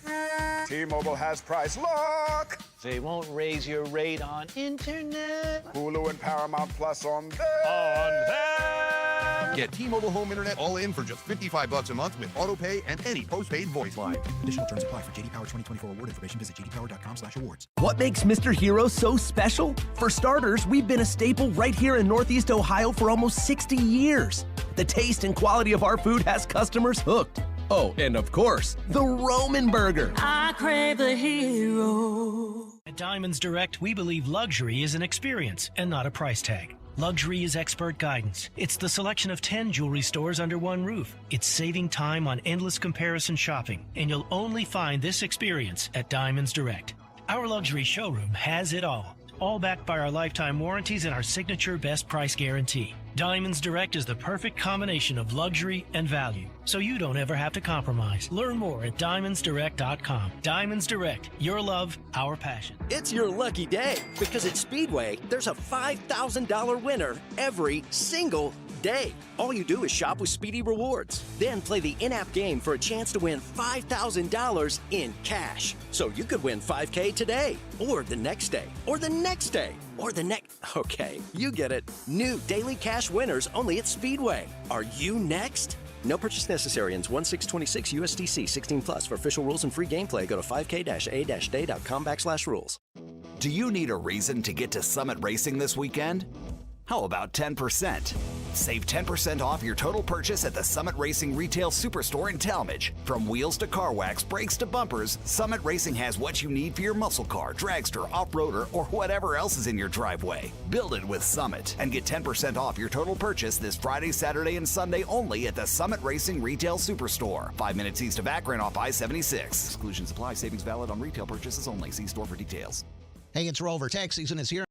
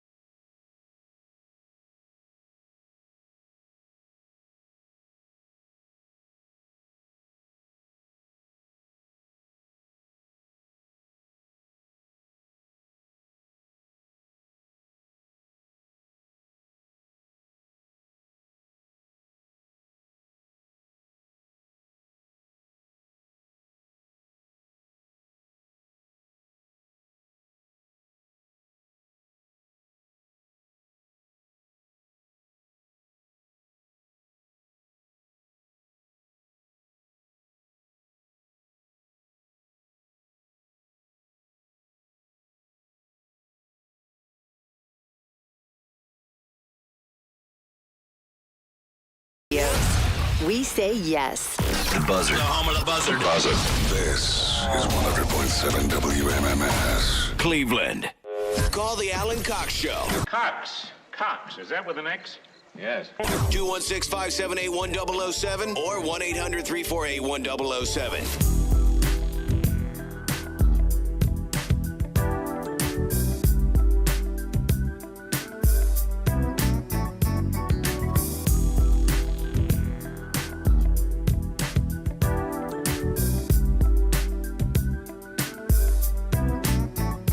Guardians are playing today, too. They're taking on the Sacramento Athletics. I don't care what they don't want to be called. That's what I'm going to call them for the next few years. The Sac-Towers. About 15 minutes, I guess. Guardians A's little spring ball. Hopefully better news than the Cavs got. They got beat by the Clippers last night out west. First of what's going to be a long West Coast road trip. Off to a wobbly start. 132 to 119 was the final. At least they broke triple digits. They are in Sacramento tonight to play the Kings at 10 o'clock. That's your tip-off here on the Buzzard. Also in the iHeartRadio app. You can listen there. So 9:30 as that pregame gets going. You'll get the Corey Roddick experience before that, right? 6:30 to 9:30 tonight. The mighty Corey Roddick. My co-host, one of them for our metal show. We do a show called 2 Hours to Midnight on Saturdays. It's me and Corey and Pat Butler rounding out the triumvirate. So Cavs basketball tonight on MMS. And those Guardians home opener tickets for April the 8th, they said, are sold out. It is the Guardians again against the historically bad Chicago White Sox. But never you mind. I'm going to be decked out in – I'm going to have to do some quick change because April the 8th, we're going to be live for Guardians home opener. And so I'll be decked out in White Sox gear. And then I'll have to find like a Superman phone booth or something. Because the Bulls are in town to play the Cavs that night. So I'll be switching. I'm just going to wear everything all at once, and then I'll just peel them off layer by layer. Do like the Mama Kelsey thing and wear both jerseys sewn together. I haven't seen that. That's Travis and Jason Kelsey's mom? Yeah, she has the Chiefs and Eagles combined. Is that like a half and half deal? Uh-huh. Yeah. You do the exact same thing. Right. No sleeve on one side. Except they both play the same sport. I know. A basketball jersey and a baseball. It would still work. You would just be sleeveless on one side. Think it through, Rob. You're Alan Cox. You can do whatever you want. Thank you. That is not true. Thank you, Kat. You're welcome. Maybe it is true. Can I do whatever I want? Why can't you? Not whatever. What's wrong with a half of a baseball jersey? You just said whatever. What is? Yeah, nothing. Nothing. Why not ruin 2 articles of clothing? I'll just, hey, I'll take it to a tailor. Hey, could you just cut these down the middle in half and stitch them together?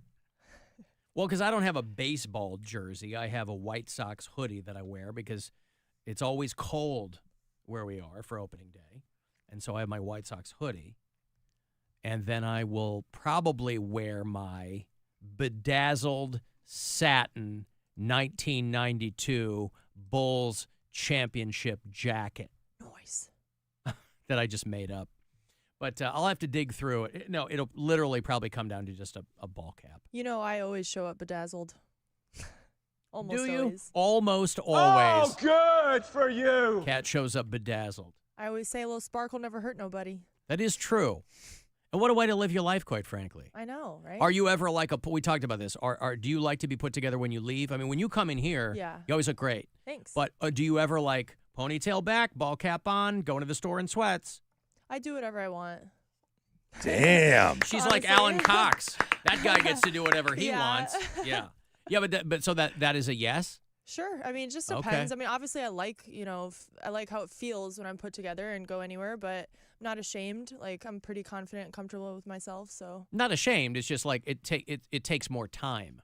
Yeah, to do of course. That. Yeah. But, you feel good. You feel good when you look good. Of course. And it's better to look good than to feel good. I think it's good for your mental health and well-being overall, especially when it gets so cold, like in the winter. Sometimes you just got to pull through and, look the part. Okay. Like you're defying the elements. Yes. Yep. I gotcha. I've got some food news. We were talking about all of that food poisoning, and I've got food news.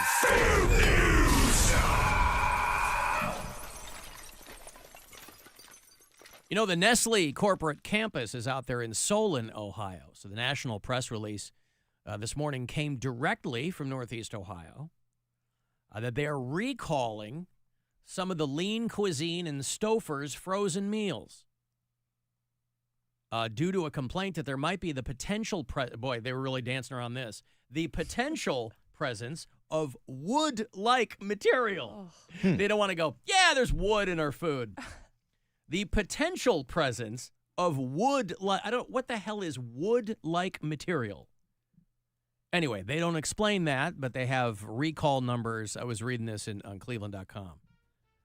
Batches of products produced between last August and this month. So it's, and then they list them, and it's, so if you're somebody who consumes a lot of lean cuisines, I had a lean cuisine phase back in the day, right? Low in calories, they taste good. They do a good job with those. But again, this is when it's really important to read the label closely, because I'm going to rattle off the list that they posted. And then you check your freezer. Make sure these aren't in there, because they might have wood-like material in them. Okay? But it's always important to read the label closely. The Lean Cuisine Butternut Squash Ravioli. The Lean Cuisine Spinach Artichoke Ravioli.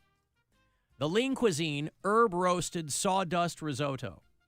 Sawdust. The Stouffer's Beef and Broccoli and Birch. This is just the list they put up. The Lean Cuisine Lemon Garlic Shrimp and Black Oak Stir Fry. Well, that sounds a little hinky. The Stouffer's Party-Size Chicken Sequoia and Eastern White Pine Lasagna. Anyway, stay away from those, because, boy, if there's any of them that might have wood-like materials, it might be some of those. That could be anything, though. That could be cork. Mm-hmm. You know what I mean? Like, I always wonder what happens in these factories when they figure it out. You know what I mean? They just said that's been happening since, like, August. You know, like, one guy's cleaning something and just goes, oh, no. Like, this massive piece of something that used to be there is gone and is just sitting in everyone's food. I mean, I guess it's better than, hey, we're doing a recall because there's the potential presence of finger-like material. Now that they won't even say it. It's like, Frank lost a thumb, and we don't know where it went. We know he's down to 9 digits, and we're really worried about that beef and broccoli. So, but yeah, those recalls. And do people really pay attention when there's a recall on food? Like, is anybody really taking inventory of what's in their freezer and going, honey, we got to check the barcodes, the SKU numbers on these lean cuisines? I guess it depends on how bad it is. Like, a wood-like material doesn't sound like it's something that's going to kill you. We already have enough microplastics inside of us now, Right. Yeah, but conceivably, those won't like jab your throat. Oh. I don't know what they mean by wood-like material, because you're right. I guess cork comes from wood, doesn't it? Yeah, there's a million things like that. You know what I mean? Like, it could be anything. Otherwise, I think they would have said it. You know what I mean? Mm-hmm. Could have been particle board. A million little... It could even be cardboard, because cardboard, it's created using recycled wood chips and shavings. It's like a paper pulp, so, I mean, you never know. That could be wood-like. I'm going to figure out how to ban Google from Cat. It's over. No, I like when she reads it verbatim. That's what I like, because she's giving us up-to-the-minute information. Legit info. Giving the people the things they need to know. We can't do that at a moment's notice. So when she needs to get in there, she's taking her cues, and she's going, listen, cardboard and wood pulp and cork. Listen, I'm dumb back here. I just thought cork was just brown painted styrofoam. So I don't know anything. Well, they say, like, frozen meals taste like cardboard, so now we know why. Frozen meals, though, have come a long way. They have. Yeah. Because back in the day, like, if you were having a TV dinner, Swanson's in the aluminum foil, Salisbury steak, mac and cheese, brownie. Hold on, dude. Don't sleep on those old school Salisbury steaks. Well, but do they make them anymore? I don't know. The Hungry Man and those, I haven't had a frozen dinner in probably 20 years. But I remember every once in a while, my mom would make them. Because my mom, again, Portuguese and Italian, we had fresh food every night. My mom always cooked. But every once in a while, we'd get one of those. And I just remember that Salisbury steak. I was like, that's the greatest tasting thing in the world. And I didn't know why.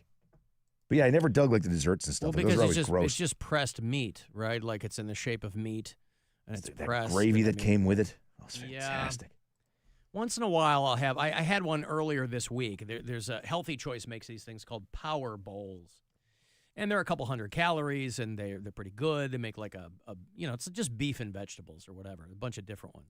Those are okay. But some people, they go for the big, like one person is eating this giant thing, like a family-sized ziti. Hungry man. Hungry man. Is that Power Bowl pre-chewed for you? No. You actually have to chew I'm fully capable. I have no problem with chewing my food. It's but that slows me down. I'm just in the interest of knowledge, know. Alan. I know you prefer to drink your foods. So, I don't prefer to drink my foods. The squeezy salads that I drink, those are just convenient. When I'm pressed for time and I need to consume my nutrients, that's how I'll do it. Well, imagine how much easier it would be if your Power Bowl was already pre-chewed for you. I don't like the term pre-chewed. Blended, maybe? Blended. Go with that. there Okay, you go. all right, blended. Pre-chewed makes it sound like I'm in a Like you're a I'm in baby bird. Yeah, I'm in a nest with a pelican or You something. can get it like in the section for people who had just had jaw surgery. Like you can, everything has to be eaten through a straw. That would suck so bad. Could you point me to your? Yeah, but you'd lose so much weight. That's true. Could you point me to your jaw wired shut section? Yep. Is that anywhere over Yeah, here? it's one freezer. It's a pouch of Doritos. Oh God, I got a box at my house. I got 2 Amazon boxes to my house, and they were super light. And I look at them because we're always getting boxes to the house. 95% of them are my wife's, addressed to either my wife or my daughter. I get 2 boxes that are super light, addressed to me. And I go, what the hell is this? And I guess I could have checked my app, but I didn't. Amazon app. I opened them up. I forgot after one of my appearances one night, I came home and I drunkenly ordered a bunch of foreign Doritos. That sounds amazing. I haven't Amazon drunk ordered in a long time, and I guess I did. So then I checked the app, and I'm like, oh my God, this is like the first 2 of like 5 bags that are coming. What flavors? Oh, it was like, I'd have to go back and look, but it was like kimchi or, I like the spicy stuff. Yeah, I'm like, oh my God. I'm thinking, what, I pay $9 shipping for this dumb bag of chips? Bet your ass I did. Spent like $85 in foreign Doritos. It happens. I guess. It's a sign of a good night. It did. And then I promptly forgot about it until they started showing up on my doorstep. I'm like, well, I can't pass these off on anybody. I don't have any Korean neighbors. Just eat them on the show. We'll do a little taste testing on the show. Yeah. We'll do a Dorito taste test. Yeah. Doritos are one of my favorite chips, though. Are you a nacho cheese or a Cool Ranch gal? I like both, but I do tend to go for nacho cheese a little bit more often. That's the OG, right? Yeah. When I was a kid, that's all we had was nacho cheese. Wasn't the OG the taco style? No, I don't think so. I think taco came later. I think nacho cheese was the OG Dorito. Taco was in there. Cool Ranch not far behind.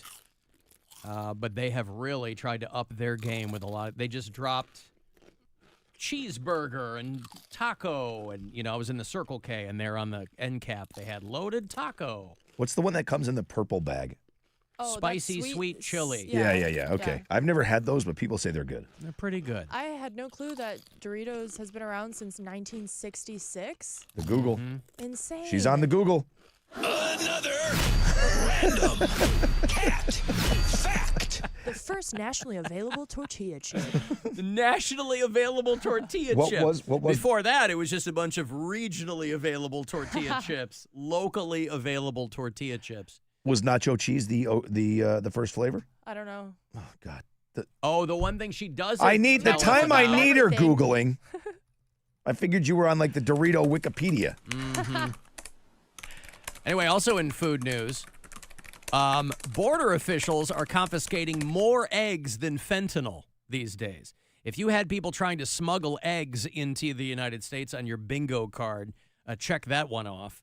Egg confiscations are up 116%, while seizures of fentanyl are down 32%. I hope they're checking the eggs for fentanyl.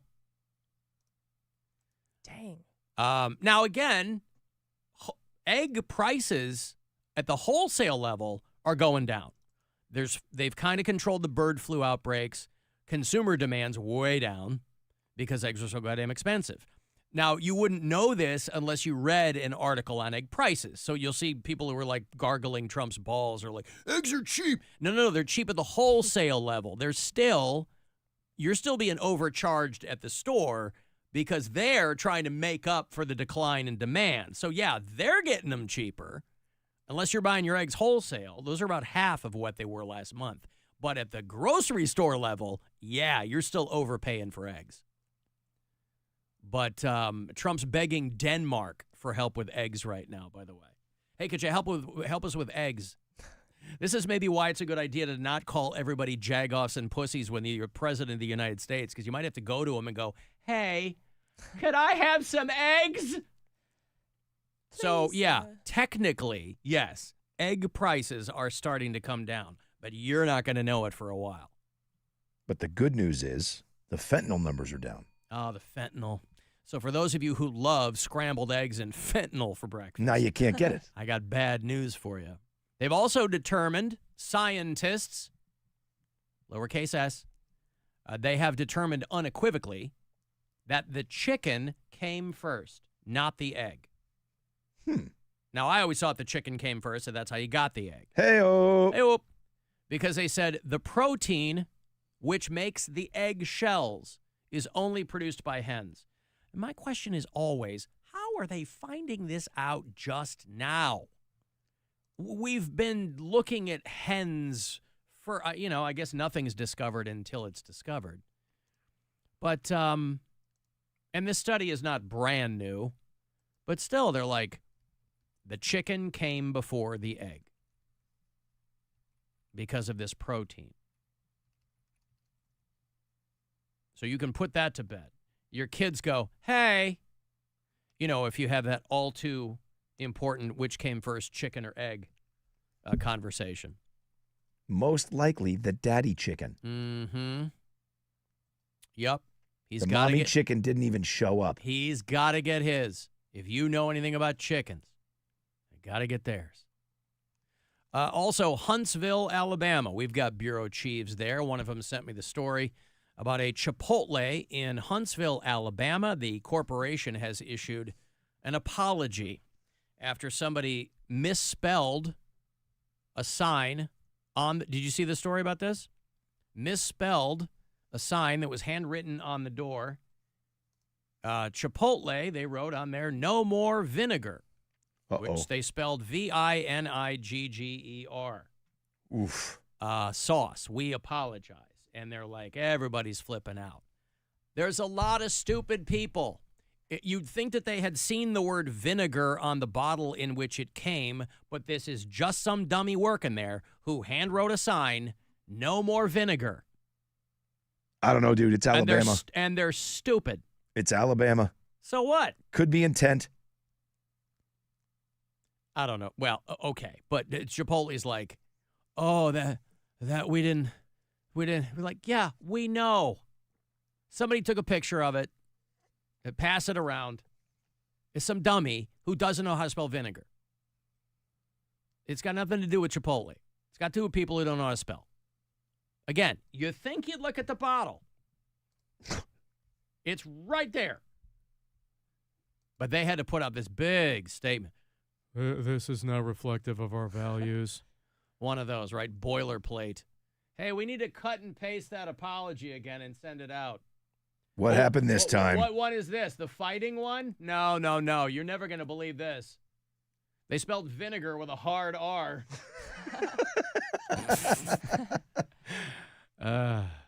We deeply regret the error and understand the concern it has caused. So, obviously a sincere apology, but dummies everywhere. It's not confined to Chipotle. Dummies everywhere. Well, you see those signs all the time. People always post, like, people write stuff in a grocery store. I almost took a picture of one, but I couldn't get it. I was in a grocery store not long ago. I was buying, I think it was just a bottle of wine, and something was so horribly misspelled, but the person that obviously had written it was standing right there, so I couldn't do it to send it to you. I don't even remember exactly what it was, but it was You didn't so want to bad. call them. You should have taken a picture and be like, bro, is this you? No. Are you kidding me? I don't want to make fun of somebody like that. I'd make fun of them here where everybody can hear it. I see. Well, there you go. There's your food news. Oh, boy. Hey, you want to go see 311? They've announced their Unity Tour. 311 is coming through. They're doing a show with Bad Flower and somebody else. Oh, a band called Sitting on Saturn. This summer, you won't have to wait long. Monday, July 7th, 311 at the Agora. Just had 311 Day. These are not on sale until Friday morning, so I have them for you before you can buy them this week. AgoraCleveland.com. Come Friday morning, 10 a.m., you can buy them. 2 tickets for 311 this summer. Call 10, good luck. 216-578-1007 or 800-348-1007. This is the Alan Cox Show. Everywhere on our free iHeartRadio app or whatever smart device you have. Just tell it to play the Alan Cox Show on iHeartRadio. Our iHeartRadio Music Awards on Fox were filled with epic moments and live performances as we celebrated the music and artists you've loved listening to all year on iHeartRadio. Brought to you by Jeep. If you missed it or want to relive your favorite moments, it's now streaming on Hulu for a limited time. Live performances from Bad Bunny,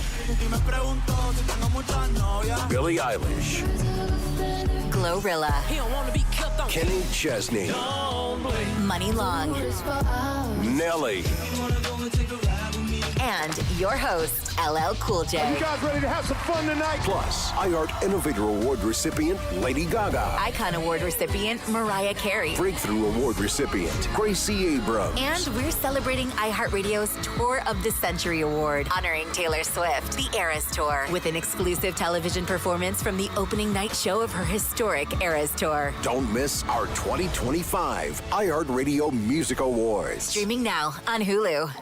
From the Mr. Hero Taste You Crave Weather Center. WMMS weather. It'll be cloudy and breezy overnight with rain in the early morning, overnight low 46. Then rain changing to snow tomorrow, temperatures falling into the 30s. Friday, sunny with a high of 51. This report is sponsored by Westbanco Bank, Inc. Westbanco and Premier Bank joining forces means even more for you. More products, more tools, more turning goals into reality. Premier Bank is becoming Westbanco. Visit westbanco.com. Westbanco Bank, Inc. is a member FDIC. Cleveland Metropolitan School District. The future of CMSD starts here. Hey there, it's Alan for Northeast Factory Direct. We were talking about television shows that began during the pandemic. A lot of people were hunkered down, obviously, 4 or 5 years ago. A lot of people engaging in a lot of retail therapy. You might have gone online and you might have purchased furniture. And you're like, oh, this looks good. Just wait till I get this set up. And then you get it and you got to put half of it together. And, 3 or 4 years later, current day, it's barely holding up. You got wobbly legs and all that kind of stuff. Northeast Factory Direct is all about quality. Whatever pandemic furniture you bought, it ain't going to hold up. Northeast Factory Direct always has stuff for any room of your home that is built to last for years. It's not going to cack out after a season or two. And the best part is you're going to save yourself a ton of money on it. So whatever room you're looking to kind of zhuzh up, whether you got a living room, whether you got a game room, whether you got bedroom furniture, dining room, all of it, you're going to find amazing pieces that you can upgrade. No sense in settling for furniture that's going to fall apart when you can upgrade to something that's built to last. Northeast Factory Direct, always in stock, ready for delivery. And you save a ton of money. West 140th in Cleveland. You'll find one of their warehouses there. Eastside in Euclid. They're down in Macedonia. They're in North Canton. Or you can shop anytime at northeastfactorydirect.com. Kia of Streetsboro. 99 cents get you driving. Kia of Streetsboro. 99 cents down. Kia of Streetsboro. Stop in and see how much you'll save. Kia of Streetsboro. Kia of Streetsboro.com. Spring into savings this March at Kia of Streetsboro. The snow is melting and the deals are heating up. It's time to shake off winter and drive into spring with a brand new Kia from Kia of Streetsboro. Whether you're looking for a sleek sedan, a rugged SUV, or a fuel-efficient hybrid, we've got you covered. This month only, enjoy incredible savings on our entire Kia inventory and get up to $5,000 over KVB for your trade. And don't forget, interest rates as low as 0%. Hurry, these deals won't last long. Visit Kia of Streetsboro today or seize the road at KiaofStreetsboro.com, where the thrill begins. Kia of Streetsboro. Kia of Streetsboro.com. See dealer for details. Expires 3/31/25. T-Mobile home internet is all about speed, value. What you doing, Zach? I'm rehearsing. There are so many benefits. You got to talk fast. T-Mobile home internet ranks #1 in customer satisfaction for home wireless internet by J.D. Power. Wow, you are good. Try singing it. T-Mobile has price lock. They won't raise your rate on internet. Hulu and Paramount Plus on them. Get T-Mobile home internet all in for just $55 a month with auto pay and any postpaid voice line. Additional terms apply. For JD Power 2024 award information, visit jdpower.com/awards. Hey, Mackenzie here for Ken Ganley Volkswagen, where you'll find a great selection of VW models. Drive the 2025 Taos S, $199 a month, $199 at Ken Ganley Volkswagen North Olmsted and Willoughby Hills. I want to see you in a Ken Ganley VW. 36-month lease, $39.99 down, 7,500 miles per year, plus tax, title, registration, and doc fee with no security deposit on approved credit through VCI. Sale price $26,159, PIN 3VV5C7B25SM009587. Change can feel like a lot. But with WestBanco and Premier Bank joining forces, it means even more for you. More enhanced products, more helpful tools, and with 155 years of trusted experience, more ways to turn goals into reality. Your bank is evolving, and so are your opportunities. Premier Bank is becoming WestBanco. Expect even more. Visit westbanco.com. WestBanco Bank Inc. is a member FDIC. Kevin Moret here for Mentality. Listen up, gentlemen. You're fighting an unfair battle. Studies show testosterone levels in men have plummeted by 25% in just 2 decades. That's why you're struggling with energy, muscle, and drive. But here's a game changer. Mentality's FDA-approved treatments boost testosterone by 30% on average. Imagine reclaiming the vitality your grandfathers had. Picture turning heads, dominating your career, and feeling unstoppable again. Don't settle for today's normal. Seize the day at mentalityhealth.com/radio. That's mentalityhealth.com/radio. Avon Lake Chrysler Dodge Jeep Ram is hiring a sales specialist due to our overwhelming amount of new customers. And a service and finance specialist, too. Do you have what it takes to say yes? Avon Lake Chrysler Dodge Jeep Ram, we say yes. Hey, it's Rob. It's tax season, and Boost Mobile wants to turn your tax refund into 6 months of savings. When you buy 6 months on their best unlimited plans, Boost will give you another 6 months for free. Yeah, you heard me correctly. Another 6 months for free. Now, I'm no accountant, but that seems like a really good deal. So head to your nearest Boost Mobile store and make the most out of your refund. And I'll go back to my day job. Requires upfront payment, taxes and fees extra. Terms and exclusions apply. Hey, Ohio State fans. While others cut corners, like that team up north, Valvoline Instant Oil Change is Buckeye-level quality. We train hard and treat every day like game day. We're always quick, but never rushed. And you can stay in your car while our experts do the work. Valvoline Instant Oil Change is a proud sponsor of Ohio State Athletics. Visit valvoline.com/Buckeyes to find your nearest location and access exclusive fan savings.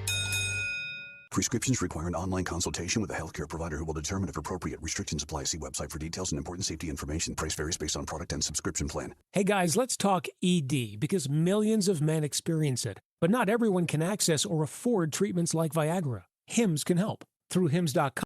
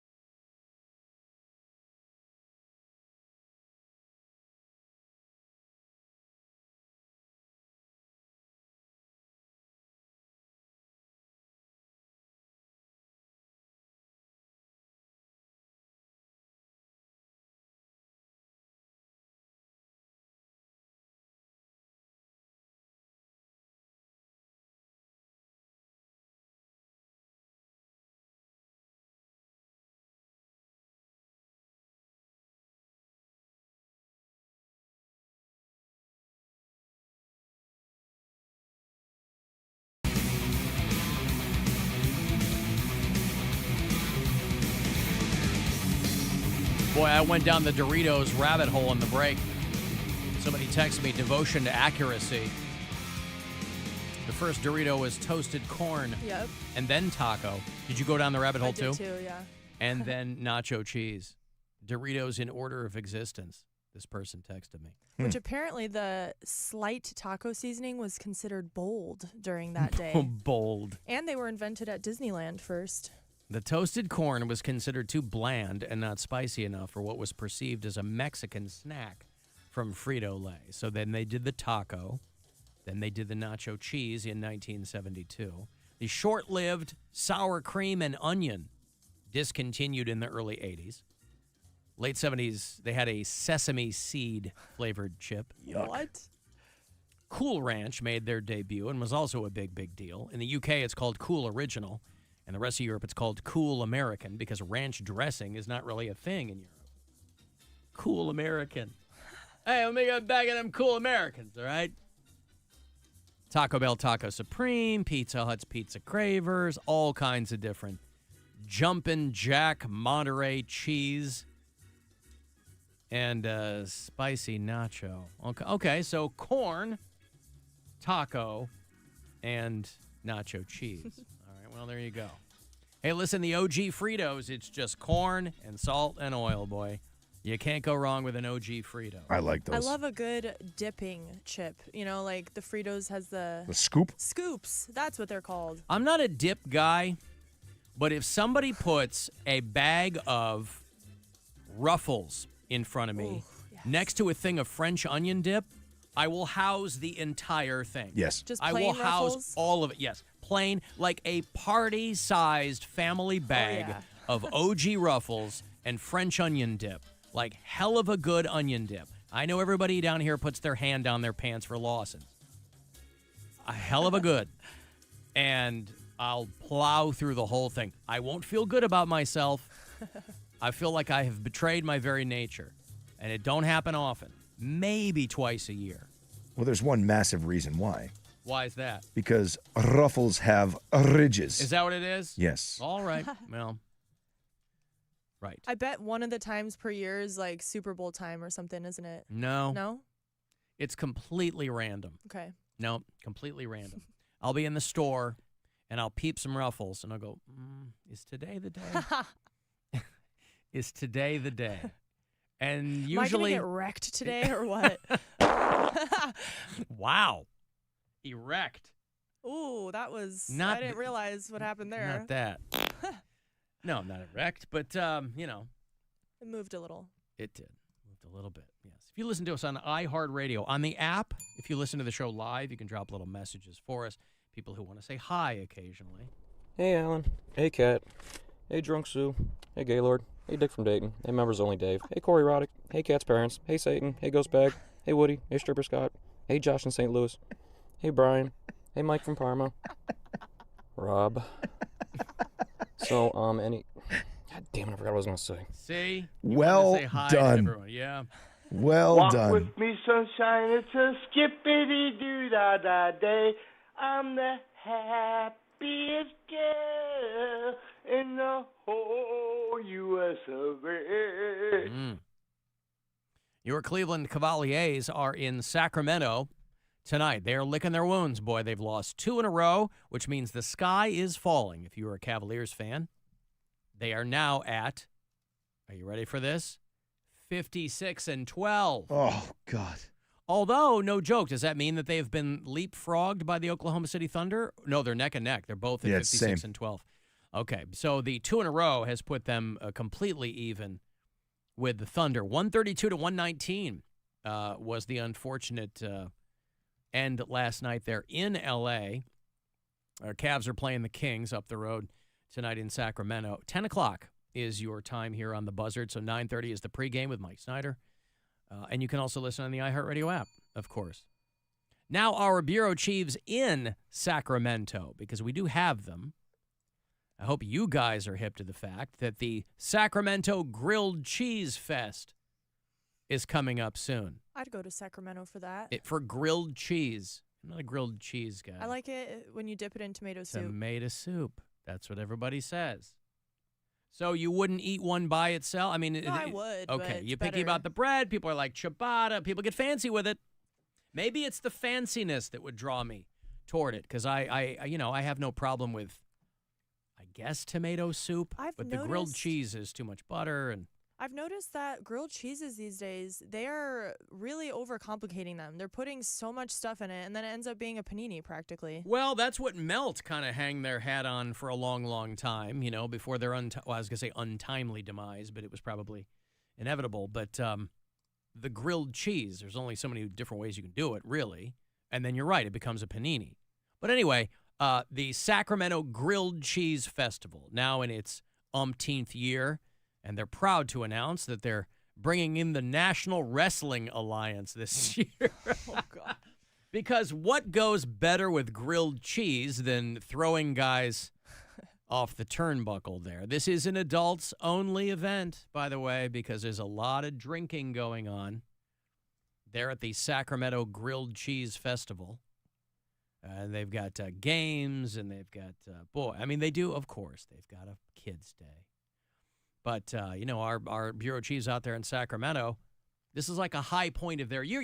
Grilled cheese was born out of the Depression. That's Depression-era food. They were called cheese dream back then. My grandmother lived through the Depression. So was mac and cheese. Lots of food during the Depression was really expensive, but cheese, for whatever reason, stayed affordable. So, as the president tanks our economy, the timing on this could not be better to get used to Depression-era food one more time. And what better way to do that? I don't know if there's a Cleveland Grilled Cheese Fest. I don't really keep my ear to the ground on things like that, but I have to think that in Ohio, there must be some kind of cheese-centric festival. I know there's a mac and cheese festival. There's a cheese, wine, and chocolate festival. The grilled cheese doesn't get anything. The mac and cheese food fight. They had that last year. Cleveland's largest mac and cheese festival. So, boy, they take throwdown literally. You ever have a giant food fight? You ever been in a food fight? Yes. Oh, my God. I'm curious to hear your guys' stories. Have you? I don't have, I have one. a good story. I would bolt out the door if people started throwing food. My senior year of high school. It was a huge one. Gross. There was a senior lounge, and it started in there, and then it just spilled out into the whole cafeteria. That is gross. It was just everything, everywhere. Wow. It was crazy. Everybody was throwing. So I haven't been, like in the food fire of actually in the mess of a food fight, but I was in high school, and our principal ended up trying to break it up, and he slipped on some food, and he ended up breaking his arm. What? And he was an old guy too. Because he So- slipped on food. Yeah, literally because of the food fight. But And he then shouldn't. He was wearing a sling. I was going to say he year. shouldn't have. He shouldn't have even tried to get into the scrum there if he was gonna. I know he was. Slip. He was bald, white-haired. He was way too old to be doing that. At Broke that his point, just arm. let it end. I know. Please put me out of my misery. I'm slipping on food. I'm a 90-year-old. How old was the guy? I don't know. But 60? He had to have been above retirement age because he was bald and white hair. Well, there's so. a lot of 25-year-old guys that were That's bald. true. And condolences to them. Wow. Yeah. Okay. Can I circle back on this grilled cheese thing with you? Yeah, of course. You talked about the too much butter and that sort of thing. Mm-hmm. And I know you're a Miracle Whip man over mayonnaise. Mm-hmm. Have you ever tried to make one that way? Mm-mm. So that's... I don't want hot Miracle Whip. You don't taste the Miracle Whip. That's the point. But it's all hot. But you don't know that. Yeah, I do, because it's on there and it came out of a pan. But it's exactly the same consistency as the grilled cheese. Oh, yeah, I don't care for grilled cheese. Oh, God. I just don't care for grilled cheese. Okay. My So mom, it's not just the butter thing. It's my just, mom would, but I think if you're going to make them properly, that's how people make them, right? A lot of people use them with the mayo. You put that on there instead. If you don't love a lot of butter, you put that on the top. You don't taste it. It crisps up the sandwich. Alan, you're eating French onion dip, but you hate ranch. Yes, because they're two different things. I know other people are putting whatever they can grab into their gaping maw, but not me. They're way different. Of course they are.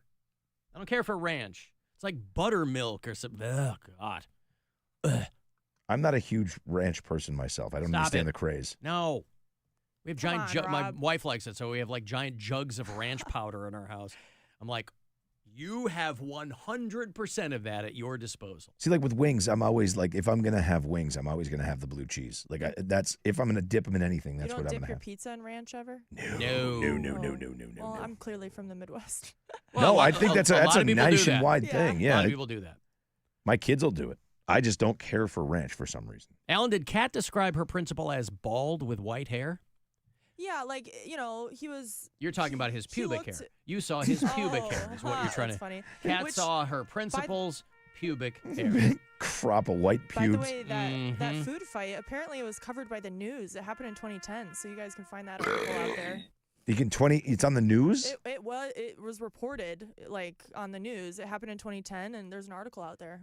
It was a pasta day. What was on The Great Friday. Brecksville Food Fight of 2010. Yeah, right.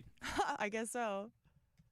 It's like Civil War people guys were riding home. suspended and- Darling, the war has come home. The Brecksville food. Brecksville Broadview Heights High School students suspended for food fight. January of 2010. Cleveland.com. According to Kathy Harbenack, district spokesperson, during the 8th and 9th periods, video was reviewed of it was pasta day in the cafeteria, and a small portion of students started a food fight. Wow. Imagine that. It made the Slow news day, It man. made the I know. blotter. Somebody had to go out there and chronicle the thing. As a result, 28 students were identified and suspended. What year were you in high school when this happened? I was probably a sophomore. I graduated in 2012, yeah. You were a sophomore, and so these were, these were a bunch of ne'er-do-wells and hooligans. And you wanted no part of it? No, I had a different class that period. I never had lunch that late. Would you have 8th or taken 9th. part in it? I mean, my first inclination is to say yes because it's fun, but I also wasn't one to like get in trouble. I was always pretty. You're a straight arrow. Yeah, so maybe not. I would probably look around, but with the cameras, you can't course. get past it. 28 students were suspended for a period of 1 to 10 days, depending on their actions and their previous discipline status. They can appeal the suspension, the lady said, but if they feel they can refute the video evidence. Oh, boy. 14 January 2010. Today was a day that will live forever. Uh-huh. Pasta Day at Brecksville High School.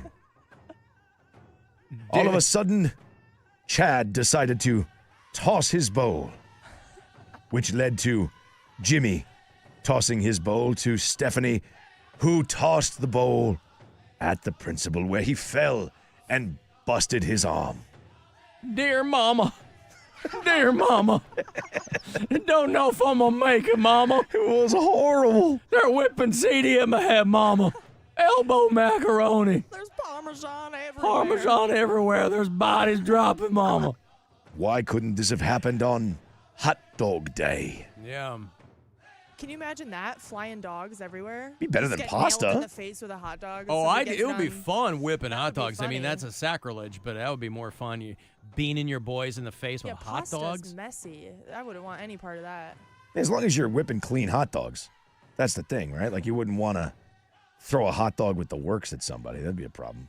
Well, the district spokesperson for this food fight that Kat was talking about when she was in high school was very displeased. She said, "This is not typical behavior at BBHHS, and we're very disappointed that the negative actions of fewer than 30 students have brought to our high school of over 1,600. How about that? It just takes a couple of rotten apples Yeah. to get the whole thing going.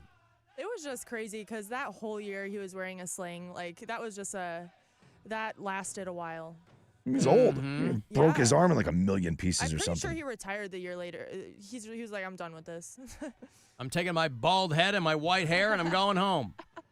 I want nothing more to do with this. At least it wasn't my good arm Mm-hmm. My good that arm. I need.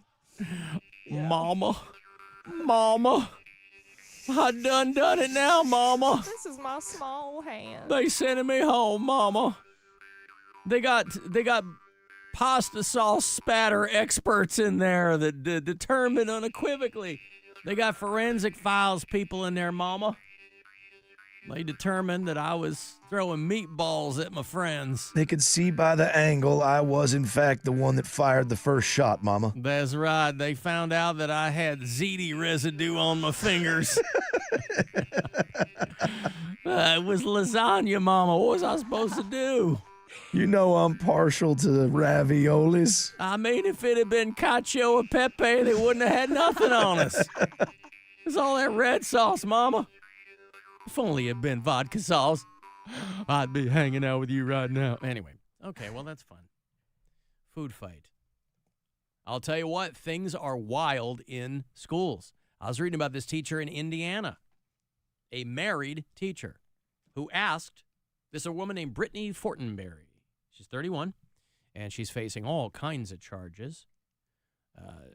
She asked a group of 3 underage boys. These were 15-year-old boys. This is in Martinsville, Indiana. A lot of bored young teachers. And Brittany Fortenberry, no different. She asked 3 underage boys to gangbang her while wearing a scream mask. Wait, did they have to share the mask? Or was she asking them to wear the masks, or was she wearing the mask? That's a good question, because if you need multiple scream masks, I mean, I imagine they're like, well, I'm going to want to take pictures. And now 5 more alleged victims have emerged, saying charges against her and her husband. The cops say her husband was aware of this. Victims in quotes. This guy was getting cucked out.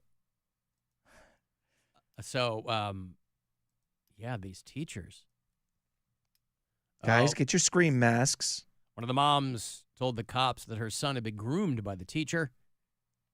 She allegedly gave her son expensive football gifts and tried to message him repeatedly on Snapchat until the boy's mom told him to block her. The mom asked her son outright if anything had happened, at which point the boy began to cry. Pussy. I mean, okay, he's 15. I mean, he's a young dude there. But he said that the teacher had bombarded him with sexually explicit videos of herself, provided him and his friends with drugs, and what he suspected was alcohol. This little actor, he's talking to his mom. He's crying. Yep. I think it was alcohol, Mom. Wink, wink. He's like looking over his shoulder at his buddy. He's like, marijuana. I think it had alcohol in it. I was being bombarded with sexually explicit videos. Although maybe if it's your teacher, you're like, did you see the that. teacher? I want one of the, well, yeah. Did you? Yeah. She's like 31. I mean, she's 31. She's like busty. I mean. Yeah. But fine. She's like that married. Checks a couple of boxes. I know, but you're in like Nowheresville, Indiana. You're super bored. Yep. Again, you're adding all of these things to the pros column. What is there to do? I don't know. How about my teacher? Yeah. But when you're 15, you probably want one of the girls. I know we all toss it around and have a larf, but it's like if you're 15, you want one of the girls in your class. You don't want she's 31. She might as well be 50 if you're 15, right? I had cute teachers, lay teachers. Most of them were nuns, but the couple of lay teachers we had, they were cute. But it would have never occurred to me to be like, I'm going to go have sex with her. You want somebody in your class, not the teacher. You didn't have things like I didn't have Snapchat, all these things. If a teacher sent me a picture of her boobs, you think I would tell anyone resembling a parent? Yeah, but we say that as grown men. When I was 15, I mean, wouldn't you have freaked out? I don't know, man. Oh, my God, here's Mrs. Fortenberry's rack? Yeah. I mean, just saying it, you're like, oh, God. I'd be the one that was like, okay, I'm going to have to figure out how to save this and not let her know I saved it. Yeah. I have to go get another device, take a picture of it with something else. Yeah, man. I mean, her bra and tank top in this picture are holding on for dear life. That's what I'm saying. I mean, I get your point, but I don't know, man. The boy told the detective that the teacher would always make him food and would buy him anything he wanted, including vapes, weed, and THC cartridges. 15, what does that make you? You're a sophomore? I was a freshman at 15. Freshman? Depends on the person, but She gave him and his friends mushroom pills before encouraging them to touch her sexually. Man. She would grab their arm and say, just let it happen. She would put the shrooms on a peanut butter sandwich. She was going in on these dudes. And she brought along my favorite drug. This is like a dream scenario for me. Brittany had one condition for them to have the gangbang with her, and it was that they had to wear a scream mask while they were doing it. She's got some kinks, boy. Sure does. Her home reportedly had a stripper pole inside. Classy gal. Pro column? Still waiting to put something in the nay column here. The mom told cops she had seen a video that the teacher had sent to her son, which showed her carrying out a sexual act with her son's boxers. Pro column? Dogs? Okay. Listen. The husband said that they should wait until they were 16. So the family's got some weirds. Here's the family picture. It's her and her husband and their kids with the faces blurred out. So they got some stuff going on in that family. You have to assume those kids aren't sticking around long. Like faux goth in the middle of Indiana or something like that. Everybody's all trying to be That's edgy because the legal age of consent is 16 years old in Indiana. But there you go. Guess she couldn't wait. I guess she could not wait. All right. Anyway, that's pretty wild. But the scream mask. All right, see, now that picture goes into the nay column for me. Hey, put this mask on. Yeah. Finally got one. Yeah. Police said that the teacher told them that she regretted losing 150 pounds and wouldn't have acted out if she was still heavier. Let this be a lesson to you ladies, right? You want to get snatched. You want to look good. But guess what? You drop that weight, next thing you know, you're buying scream masks and peanut butter mushroom sandwiches for 15-year-old boys in the neighborhood, and your husband is on board. Pretty wild. Hey, you want to go see Angela Johnson? She was on Mad TV back in the day. She's a very funny comic. Pretty clean now, but she's on what is called the Family Values, right? Family Reunion Tour. Sorry. Angela Johnson Reyes. Got her husband's name now. Friday, October 17th. She's going to do stand-up at the MGM Northfield Park. Ticketmaster.com with all the details. And this pair of tickets for you. She does a good job. 2 for Angela Johnson Reyes. Good luck. 216-578-1007 or 800-348-1007. The Alan Cox Show. 100.7 double.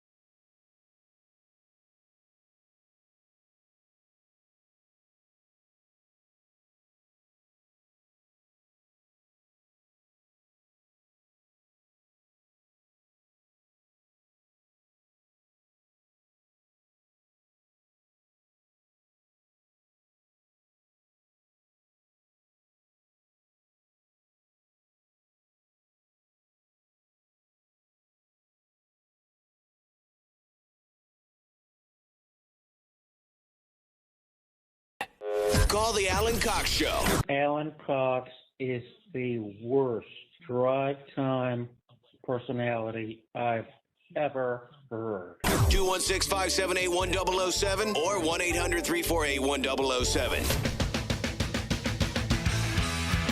Hey, you said personality. That's got to count for something.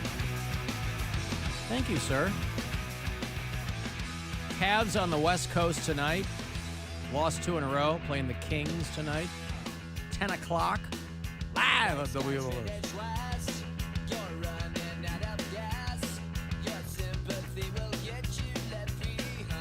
Green Day has a lot of great songs. I don't know why I love Nice Guys Finish Last so much.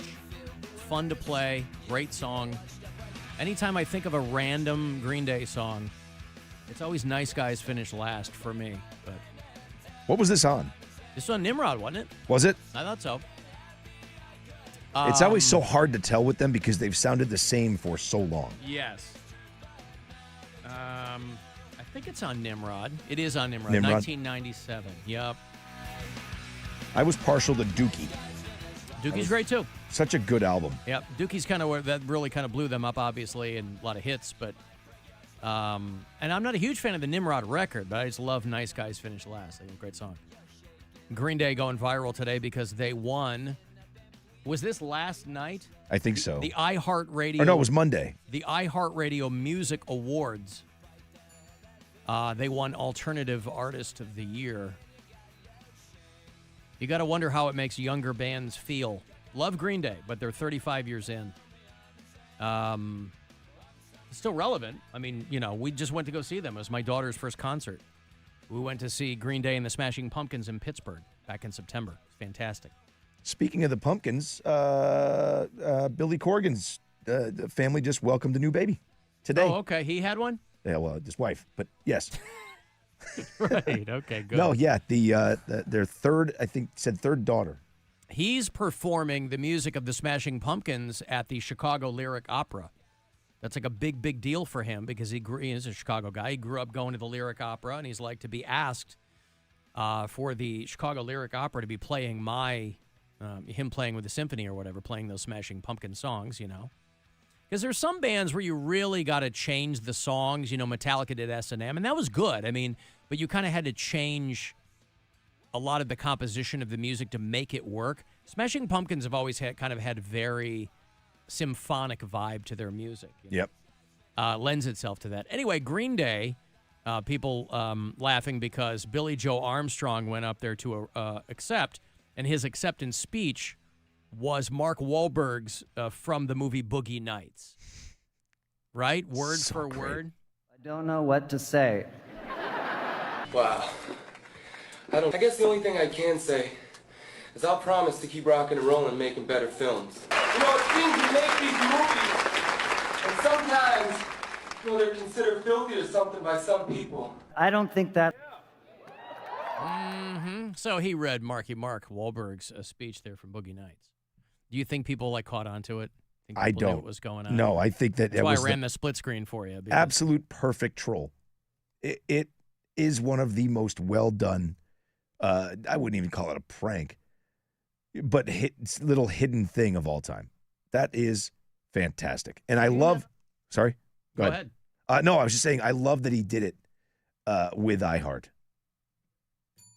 To Trey Cool for sticking with the guy liner.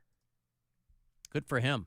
Watching them all laughing while he was doing it is what makes it so great for me. Because, again, they're all in on the joke. Nobody else got it. We're going to keep rocking and rolling. Who all's in on the joke? All of Green Day.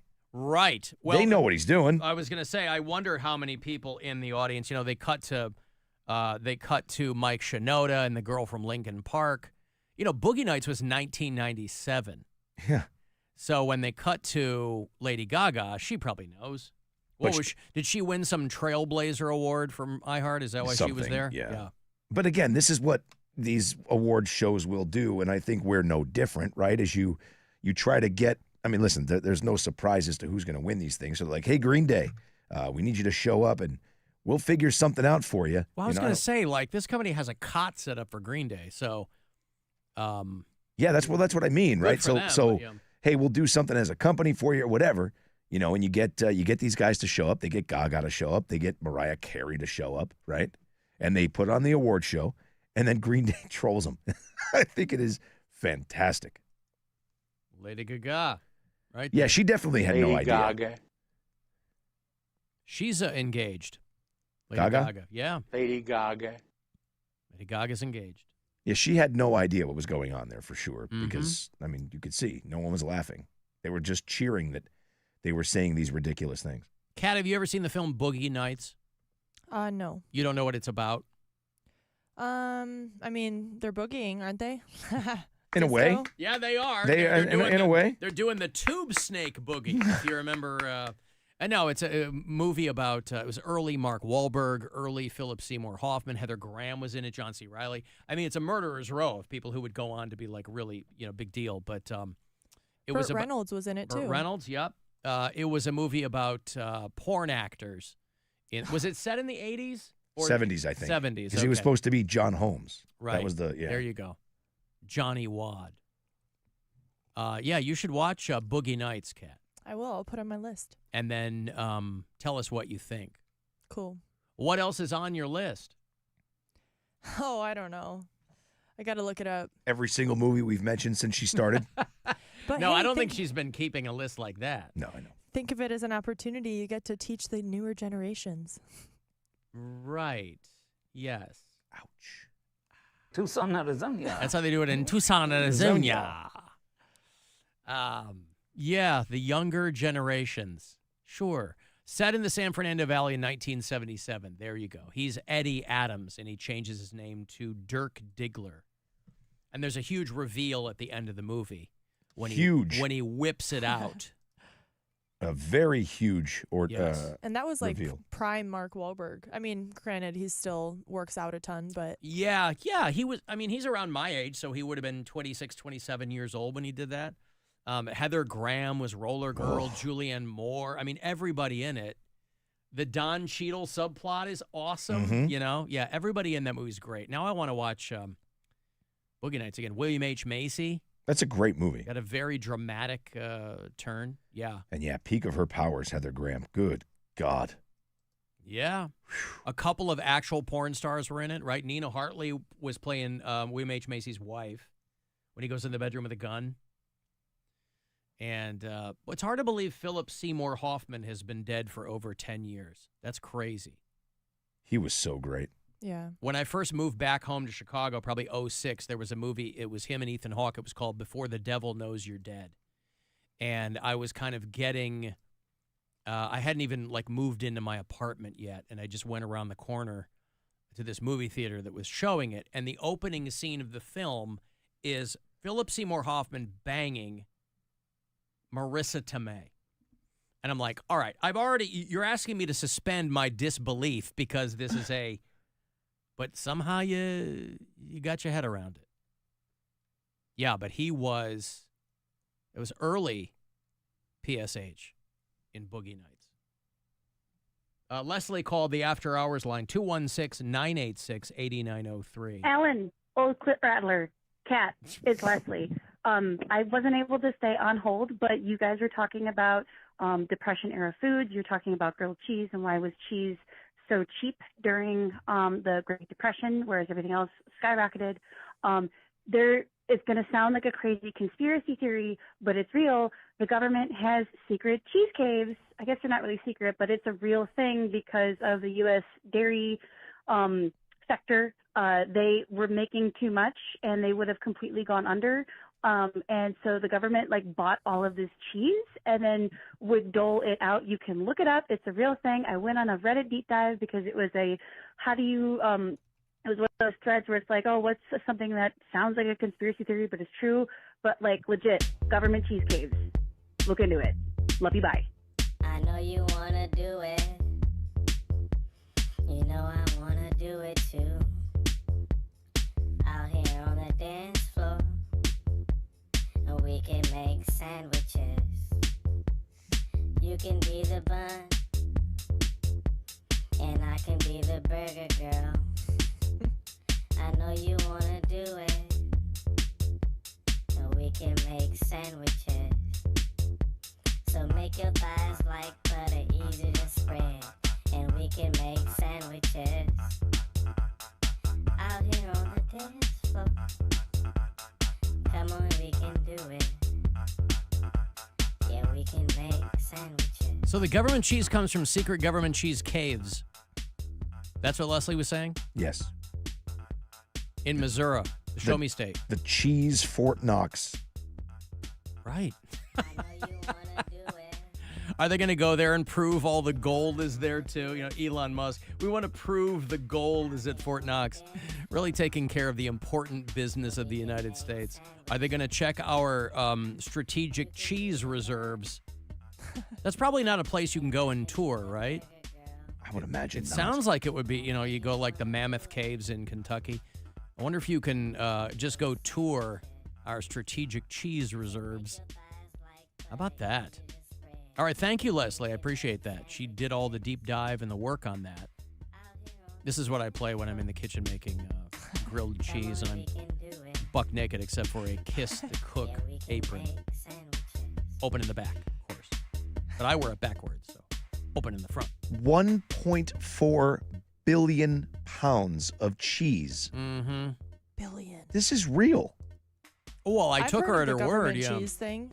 What? I've heard of the government cheese. Yeah, Yeah, this is cheese. different than government cheese. This is like But isn't that where it comes from? I think it is. Didn't they have so much that they were doling it out to like the welfare SNAP programs and, and stuff? all that. Yeah. You're right. Well, I thought the government cheese was just basically like a Velveeta, like a American cheese type of thing. I don't think that that's what this is. That's not what it looks like, at least. Okay. This is dairy-produced cheese. This isn't like synthetic Right. plastic cheese or something. Speaking of Velveeta, I went to St. Louis once and they put Velveeta on their pizzas. Oh, good for Yuck. you. I know. It's like their thing. It's like the St. Louis pizza. Imagine that's It's what wet. puts you on the pizza map. I know. You Velveeta. you mention what you do for your pizza, and everybody goes, "What?" It's like people are trying to convince you that New Haven pizza is a thing. I heard you. He didn't even take the bait. I'm not man, taking the he's bait. good. I- He is good. He is good. He didn't even take the bait. He's good. I've gone. Gouda. That's- I've gone into this numerous times. I know. I'm not going to engage anymore, Alan. Oh, I already know where the good man. pizza is. Yeah. It's not St. Louis. No offense, St. It's Louis. it's that brick thick stuff they serve you in Chicago. That's the best pizza. Natives don't eat that. That's know, tourist I pizza. know. Maybe that's why Josh in St. Louis is always so prickly. He's eating that goddamn Velveeta pizza. cheese. It's running through him. Oh, boy. Oh, God, that rumble. Oh, that's all they've got going there. Who, doggy? No good. Velveeta. God bless.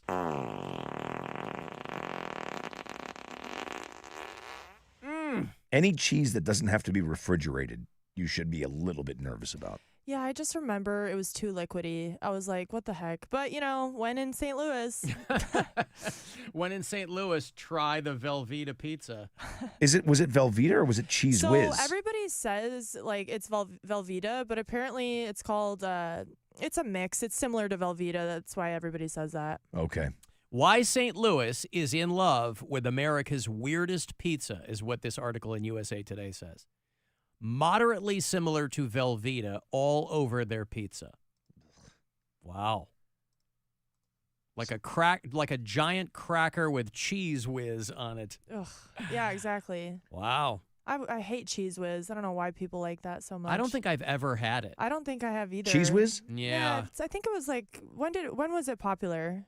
I mean, Like it's, what it's years? still A out. long People still, time, yeah. Yeah. Like I didn't like Kraft singles when I was a kid. It just tasted like I Oh, don't know, man. yeah. I didn't like any of that stuff. Well, the Cheese Whiz, like if you ever had a authentic Philly cheesesteak, that's what they put on them at like Geno's and Pat's. Yeah, that's Oh. true. Well, then maybe I have. Yeah, but I thought they kind of made their own there. It's not like they're scooping Cheese Whiz out of a jar. I think it's just Cheese Whiz. I Is it don't really? know. I can't say, but I think it's disgusting. Those sandwiches, I waited in this stupid long line to get it. I took a bite, and I'm like, yeah, you can have the rest of this. It's trash. John. Yeah. Hey, Kat and boys. It's Becky. Hey, Cat and boys. Oh, the tables turned. We've been Downgraded. relegated. Hey, Kat and boys. It's Becky from Wayne County. The first episode of this season of Righteous Gemstones, I don't know if you noticed, but the Patrick Carney of the Black Keys was sitting around the poker table. You only saw him for a couple seconds, maybe a couple scenes only, but thought it was pretty awesome. And yeah, I love Righteous Gemstones as well. Go outside, nerd. Get out. Go. That was the throwback episode, right? Bradley Cooper Bradley Cooper. plays, yeah. I mean, if that didn't set up everything about the Righteous Gemstones in that one perfect. episode. Yeah. Yeah. But I got to say, man, this last one, I don't know if I've ever laughed that hard watching the Righteous Gemstones. Very funny. These are my privates. We 69 for 40 minutes last night. It just hits on every syllable. Oh, God. Walton Goggins is so funny. I'm about to go finger dancing on my Snapdragon. Yeah. So good. Anyway, Black Oh. Keys are coming back home to Cleveland. They're going to do the No Rain, No Flowers tour this summer. Gary Clark Jr. is on the bill. He is phenomenal. These are not on sale until Friday morning, 10 a.m. LiveNation.com. You can get your mitts on Black Keys tickets. Today and tomorrow I'll have them for you before you can buy them. Friday, August 22, I'm burying the lead. That's the date out at Blossom. So you want to see the Black Keys in action. TV star Patrick Carney, Dan Auerbach, in their natural element. Caller 10, 2 for the Black Keys. Good luck. 216-578-1007. Or 800-348-1007. The Alan Cox Show. On our free iHeartRadio app and your favorite smart device. Just tell it to play The Alan Cox Show on iHeartRadio. From the Universal Windows Direct Weather Center, WMMS Weather. It'll be cloudy and breezy overnight with rain in the early morning, overnight low 46. Then rain changing to snow tomorrow, temperatures falling into the 30s. Friday, sunny with a high of 51. This report is sponsored by Speedway. No matter what time it is, it's pizza time. Get 2 hot slices of pizza topped with cheese, pepperoni, or extreme meat, and a Mountain Dew 20-ounce, all for $5 with Speedy Rewards. Valid through 4/29/25. See app for full terms. Spring into action this March with a new Volkswagen from Volkswagen of Streetsboro. There's no better time to upgrade your ride. At Volkswagen of Streetsboro, we're celebrating March with unbeatable deals on our entire lineup. From the stylish Volkswagen Jetta to the adventurous Volkswagen Tiguan, we've got the perfect vehicle to match your springtime spirit. Enjoy up to $5,000 over Kelley Blue Book for your trade and interest rates as low as 0.9%. And that's not all. Choose from our huge inventory of in-stock vehicles and drive home today. Visit Volkswagen of Streetsboro or explore our offers online at vwofstreetsboro.com. Embrace the season of change with a brand new Volkswagen. Hurry in, these March deals won't last long. Volkswagen of Streetsboro, where innovation meets excitement. See dealer for details or call him at 330-342-7000. T-Mobile home internet is all about speed, value. What you doing, Zach? I'm rehearsing. There are so many benefits. You got to talk fast. T-Mobile home internet ranks #1 in customer satisfaction for home wireless internet by J.D. Power. Wow, you are good. Try singing it. T-Mobile has price lock. They won't raise your rate on internet. Hulu and Paramount Plus on them. Get T-Mobile home internet all in for just $55 a month with auto pay and any postpaid voice line. Additional terms apply. For JD Power 2024 award information, visit jdpower.com/awards. The 2025 Car Parts Warehouse iX piston-powered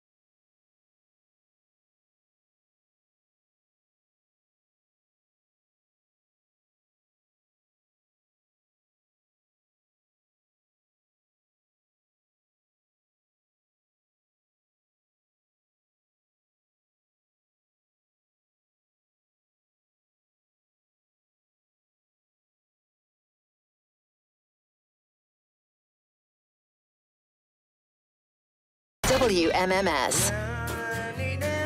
Easy friend, I do. With the head to hand, I do. Make you fit this shoe, I do. But you have a clue. Take it, then it's wrong. The dulcet tones of one Wesley Scantlin Esquire. Puddle of Mud covering Nirvana from years ago. Yeah. Is that what they were doing? Oh, yeah. That's what... He was on the show a few years ago. Puddle of Mud came through to play the Odeon, and he's a guy who, you know, he always has an excuse for why he screwed something up, or people are out to get me, all the usual nonsense. He has a real hard time keeping his nose clean. He's a guy with problems. He's the pride of Kansas City, Missouri. And he got scooped up again. He got arrested in Torrance, California, a couple of nights ago. Booked into the city jail on a felony, domestic abuse and drug charges after an alleged dispute with his girlfriend. Around 3 a.m., cops show up. Somebody called. Somebody's fighting him and his girlfriend at an apartment. They talked to Wes and his girlfriend, determined the couple got into a verbal argument that turned physical. They saw marks on the woman's arms and arrested Wes Scantlin. When searching him, they found a small amount of a controlled substance. No. Well, better than an uncontrolled substance. You get running around willy-nilly. Last August, he got arrested after a standoff with police and SWAT in Burbank. How did I miss that one? I don't remember that one. He's always getting into trouble for something. Last August, a standoff with police and SWAT members in Burbank, California. Officers pepper sprayed Scantlin during the incident. See, back in the day, if how should I put this? Puddle of Mud has had a bunch of hits. They're not a bad band. They're like a good meat and potatoes rock band. But they're not good enough for this. No. If they were better, all this kind of stuff, people would go, man, this is like an old school rock and roll guy, right? I mean, the guy's mid-50s, for God's sake. Burbank last summer, they pulled him over for a traffic violation, but he wouldn't get out of the car. He already had a warrant for a gun at the airport. He's just a guy who can't seem to keep it together. I mean, again, we had him in here 2-3 years ago. We were still out at Oak Tree. So 2-3 years ago, we had Wes Scantlin on, and I hadn't had him on my show for 15 years. And the word was he's really kind of gotten himself together. And if you remember me talking to him at the time, he was really focused, and he was like, yeah, there's all kinds of... And he must have moments where he's more lucid than others. I mean, I wouldn't exactly go so far as to say that he was on top of the world when he came in, but he's a guy that has a long history of this kind of stuff. And so they couldn't get him out of his car last summer there in Burbank. He wouldn't get out. So they called the SWAT team in, who had barricaded himself in the car. You got to call the SWAT team in to get a guy out of his car? I guess it depends on what he was doing. Sitting there, wouldn't get out. I guess when you have all this military equipment in the garage, you're not going to waste it. They said SWAT team members used non-lethal pepper balls. That's what I like on my pizza. To end the standoff. Pepper balls. Like the old was it the Quiznos commercial? I got a pepper bar. Alan, you guys were talking about pizza. A handful of people, 2 or 3 people texted me in the break. Altoona, Pennsylvania pizza is the worst. They put cheese on, American cheese. I've had Altoona, Pennsylvania pizza. Is there tuna on it? Or that's just where... Do you know Altoona, Pennsylvania? 526.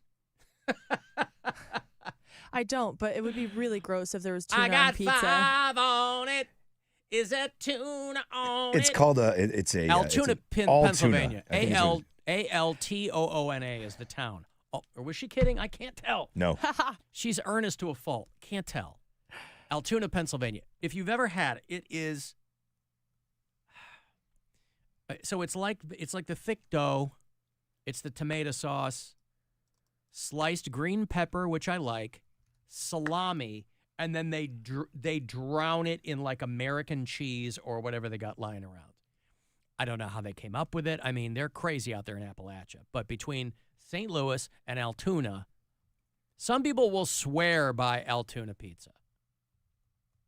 Doesn't blow my skirt up, but they love it there. It's like a pizza sandwich. I guess so. I mean, they don't have much else going on in Altoona. So if you want people coming, that's how they go, well, we got this going on. And Alan, Velveeta causes less gas because it barely has any dairy. It's the only cheese my husband can eat. Air quote, cheese. Well, that's what I was going to say. It doesn't make me feel better because it's just plastic processed whatever. You might as well melt down the tub that your margarine comes in or whatever. But listen, if that's, people want cheese and they want to eat it, and I guess Velveeta is how they're going to do it. They make vegan Cheese Whiz now, too. Yeah. Was that nut cheese or whatever? Probably. Sorry. Isn't that what it is? Made You're of a cashew almonds? advocate. You would know. Yes, I am. You make it out of cashews, or almonds or something. Cashew is the best nut for coffee, for milk, though. It's smooth. What were you saying, Rob? No, nothing. You go right ahead. I would rather listen to you all day long, to be honest. He's lingering on nut milk. Yeah, I was going to say make it from under joke, but it's cheese, gone now. whatever. Yeah. Alan, my mom just got hernia surgery and has to be on a pureed diet for 2 weeks, per your recommendation. I turned her onto those squeezy salads. They look like somebody swallowed baby poop and then threw it up, and smell like somebody poured a bucket of algae into a compost. Well, yeah, it's blended vegetables. She's probably going to starve to death now. Thanks. You slurp on them by choice. You are a truly twisted man, is what this person says.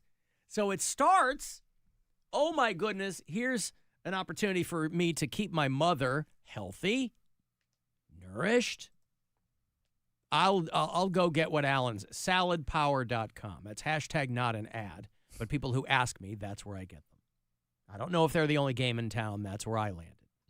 This person, nope, not good enough. See, I don't eat out of enjoyment, right? So I don't care what it looks like. I don't care what it smells like. Is it going to keep me alive and not make me fat? Those are my two criteria. This person, thanks a lot. My mom's going to starve to death. And she took me out of the will. Yeah. Well, that'll be on you, not on me. Alan, I know you're not the type to hit a woman, but have you ever dated a crazy, abusive lady? Those are two different questions. I've never, I dated a girl who tried to stab me in my kitchen once. I don't know if that counts. Yeah, I've dated my share of but I don't think I ever had anybody that, I wouldn't have stuck around for that. I mean, somebody was, hitting me. I mean, after my girlfriend at the time tried to stab me, I said, I think we're done. I'd like you to leave. But I have had more than a couple of people tell me that I bring out the worst in people, which is certainly nothing that you want to walk. That's not going to look good on your Tinder profile. But what do you want from me? I've got a very specific way of being. Alan, Luigi Mangione, remember, he was picked up in Altoona. I think that's where Sheetz is headquartered. When I was in Pittsburgh and ate a lot of Sheetz, I think it's but Luigi Mangione. Yeah, then they grabbed him at the McDonald's in Altoona. He was there getting some of that lousy pizza before he went to jail. Maybe so. McPizza. Getting some extra tuna on his. Mm-hmm. Oh, yeah. I bet he's drowning in tuna now. So, no, I have never hit a woman, no. I have defended myself against someone trying to get at me. But, no, listen, you've got to, I don't know. I think you have to be a very specific kind of guy to go, well, she hit me, that's why I punched her in the face. I mean, those guys are looking for a nail to hammer. And, again, Wes Scantlin, nobody's shocked that this isn't his first rodeo. Anytime he's in the news, it's never for, oh, my God, Puddle of Mudd have released their magnum opus. This is the greatest collection of new music since the post-grunge era. It's never that. It's Puddle of Mudd frontman. That's why he can't keep a band together. It's been a revolving door over there, And guys just keep leaving the band. They're like, I'm trying to make music, man, and get paid on the road. I don't need this nonsense. I can't believe that the guy, maybe that's why he's mad. I was going to say, I can't believe the guy can afford living that life, but maybe that's why he's frustrated. I mean, I don't think he's a rich guy. Let's see what they say. We know that they're accurate. Alan, years ago, we were in Olive Garden, and they asked if we wanted cheese on our plate, and my buddy asked, do you have any Fremunda cheese? Because, Nut cheese. The kid who was at the table said, I'm not sure. Let me go ask in the kitchen. We really enjoyed the thought of that conversation with the cook. Yeah, but what did he say when he came back out? Yeah, we're all out, dicks. Here's your bill. So according to when you're here, your family is a tagline. Not required to treat you like my family. Every single article on here says it's about $500,000. What is? Wes Scanlon's net worth. Well, listen, MMS plays Puddle of Mudd all the time. So the music is still getting played. I just don't, every time this guy is in the news, it's not for anything musically related. It's never for anything that is his chosen profession. No, it's Wes Scanlon volunteers to help children. Or whatever. Yeah. I mean, if it wasn't for Fred Durst, we wouldn't even know who Wes Scantlin was. Yeah. No, but I think Puddle of Mudd was the first band he signed when Fred Durst started a record label. Somebody passed him. I mean, again, Puddle of Mudd was like the best bar band in Kansas City. And Wes Scantlin was always an opportunist. He had a band in Kansas City. I don't think they were called Puddle of Mudd. I think that was all Fred Durst. But the band goes out. Fred Durst goes, love to sign you guys. Takes Wes Scantlin aside, says, get rid of these barnacles. I just want you. And some people would go, no, this is my band, and we're going to make it. Wes goes, later. Signs with Fred Durst. They put a band together for him that would become Puddle of Mudd. They go on the road. First album of theirs, huge hit. Come Clean, I think, was a huge hit. They sold like 5 million copies of that first Puddle of Mudd record. And it had a handful of hits on it. And diminishing returns in the subsequent albums. They still put them out. But again, when he was in here a couple of years ago, Puddle of Mudd was doing a show at the Odeon. And I think the people who went just as much to see if this guy was going to have a meltdown on stage as to see Puddle of Mudd. And I don't think he disappointed. I don't know if it rose to the level of a meltdown, but, I think he's one of those guys where if people aren't going crazy for everything he does, he gets belligerent with the audience. He's probably half in the bag when he gets up there. And if you're going for that, any kind of show along those lines, that's fun for like 10 minutes. And then you go, pursuant to what we were talking about before, concert tickets are not $10 anymore. So if you're there and you're like, hey, man, just play Control, man. Yeah, whatever. The Smack Me on the Ass song. Let's do that. Let's get out of here, have a couple of beers. You need a guy screaming at you from the stage. Yeah, like when they go on rants and things. Oh, my God. It's like, Roger Waters of Pink Floyd, he goes out. He basically tells people, hey, you don't like my politics, get the F out, because that's what most of the show is going to be. But at least you can know going in. But Wes Scantlin busted again within a year of his last arrest, this time for possession of a controlled substance, domestic abuse. So he's got quite the jacket out there in California. But we wish him the best. We'd love for this guy to come out and go, man, I had a rough run, but I'm back. And Puddle of Mudd is going to be better than ever. I've got vagina news. Anybody want vagina news? Yep. Always. Vagina news! I was talking yesterday about that guy that I met. One of my appearances last week, I was out at Lost Nation Sports out there in Willoughby for the Bud Light thing. We're doing the finals, by the way, this Saturday. If you want to come out on tap in Medina from 2 to 4. It's your shot to go to Vegas. Last week, I'm out there in Willoughby, and I'm talking to a guy. I told the story yesterday. He's talking about how Like, he's early 60s, his wife's late 50s. She's postmenopausal. He's like, she wants nothing to do with me, obviously, because the hormones are all shifted. He goes, but I'm horny and blah, blah, blah. And so I take it upon myself. After thinking about it yesterday, I go home and I put on my thinking cap. And I go, it's time to search for some solutions, because he's not alone in that, right? And so I offer you this. We shift our gaze eastward to the Gambia, narrow country within the nation of Senegal. Cat's probably a 50-50 chance Cat's been there. Nope. I actually Okay. haven't been to Africa. All right. The Gambia is it's right in Senegal. It's bordered on all the sides there. It's right on Africa's Atlantic coast. And there in the capital city of Banjul is a situation that is beginning to cause problems. But I thought maybe, we're always looking for new ways to kind of get things going over here. And maybe they've got an idea for us. Of course, locally, they're warning women about the dangers of this. But maybe if it's synthesized properly over here, you post-menopausal ladies with horny husbands might be able to find a solution. There are women who are taking tobacco powder into their vaginas. It's a very popular drug called taba. And there are women who sell it to other women. It is sold primarily to women. Taba is a local word for powdered tobacco. And it's not new, but just as over here, you heard all the urban legends about, what were the vodka tampons called? Remember those when they were pretending that high school girls were butt chugging or whatever it was, right?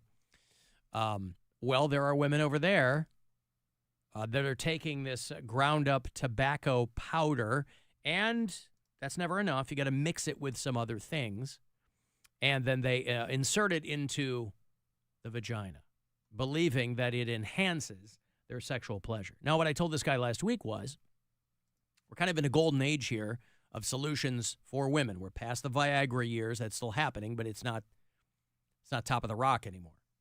Now you've got creams and salves and lotions and balms for the ladies. But maybe if you want to go old school, you want to go to the old country and take your cues from the Gambian women. Put some taba up there in the cooch and maybe something will happen. Yeah, I'm sure something will happen. Something will Probably happen. not what you want, but it will happen. Something will happen. So, I don't know. It's not illegal over there, and there are doctors who are like, I wouldn't recommend it, but over there, just as over here, you can't tell a lot of people anything about science or medicine that they don't think they already know better than you. And so, we used to laugh at other countries because we thought they had such backward views. And now everybody over here feels the same way. Not everybody, of course, but a lot of people have views just as backwards as all these other countries. But a lot of women swear by it over there. Taba works wonders, says one woman. And it really helped her get her groove back, as it were. You get your groove back, but you also become addicted to nicotine. So it's, how'd you get started? Well, you're not going to believe this. I was shooting taba powder. Yep. And the next thing you know, cartons of cigarettes. Yep. Could not get enough. Oh, boy. Well, again, like I said, I'm just out there searching for solutions, and I thought that might be one. The first result on Google is, I nearly died. I nearly Taba. Taba. Jeez. Yep. Put it Well, right good in, luck, ladies. right in the shame-velope and see what goes from there. Tingle. That's probably what. You'll get a tingle right there in the old flappy meal, Kat. What's going to happen? Look into it. Tingly tacos, everybody. She of the long-distance relationship. It's something to consider. That's all I'm saying. You. But please don't touch my vagina. All right, there's your vagina news. Vagina news. I'm going to take a break. You want to send a text for anything, 35192. You can watch live at our YouTube channel and listen anywhere on the iHeartRadio app. The Alan Cox Show. 100.7 WMMS. Rover's Morning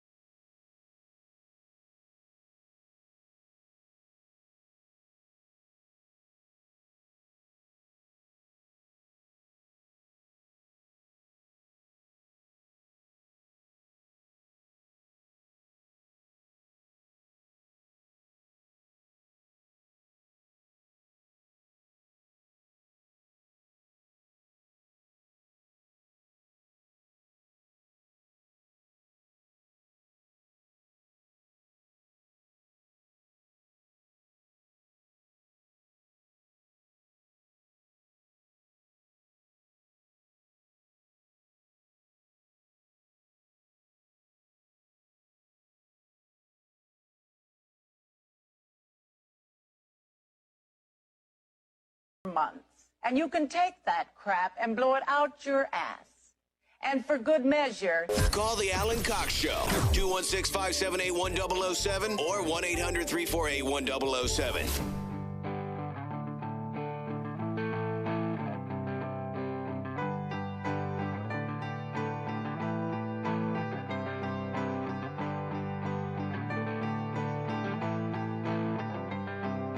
Closing time.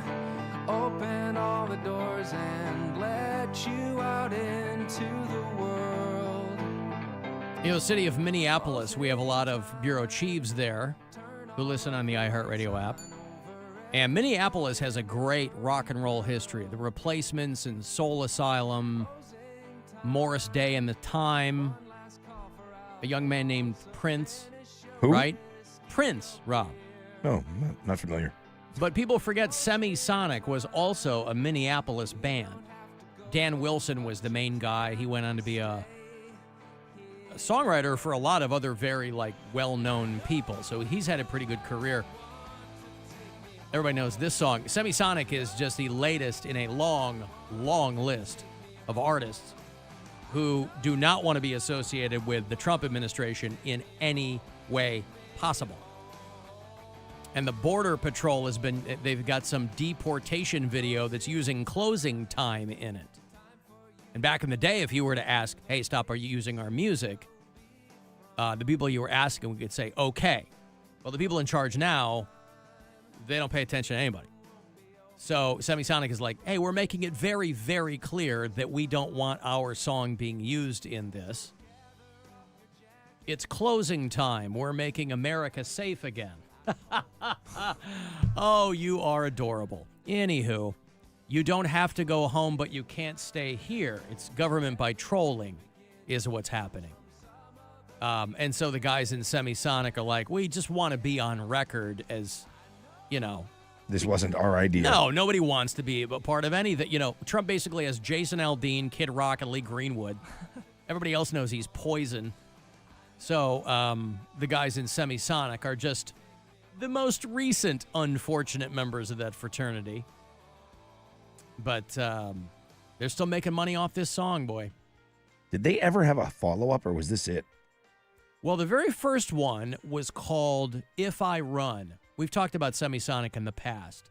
I was playing them when I was working rock radio in the mid-'90s. And so Closing Time was the one that really blew up. But the first one was called If I Run, and I thought it was great.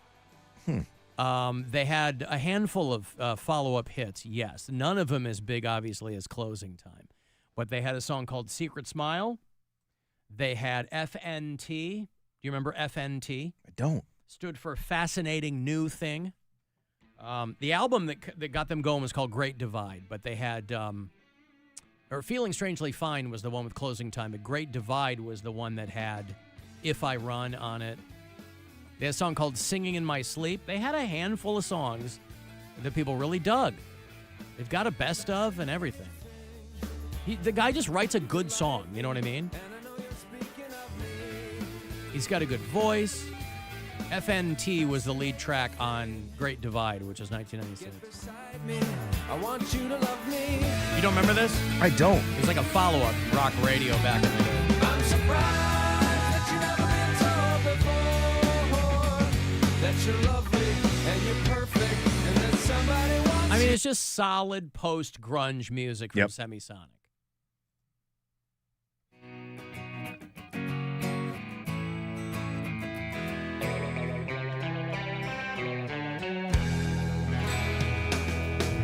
Morning comes and morning goes. Now it's me against the sun. Who were the other bands that were around in the mid-'90s like that? Kind of like, not Verve Pipe. I was they were gonna, kind that's of one who I and was done. going with. Yeah, they were kind of, they had the Freshmen. That was about it. That was a good tune, though. It was good.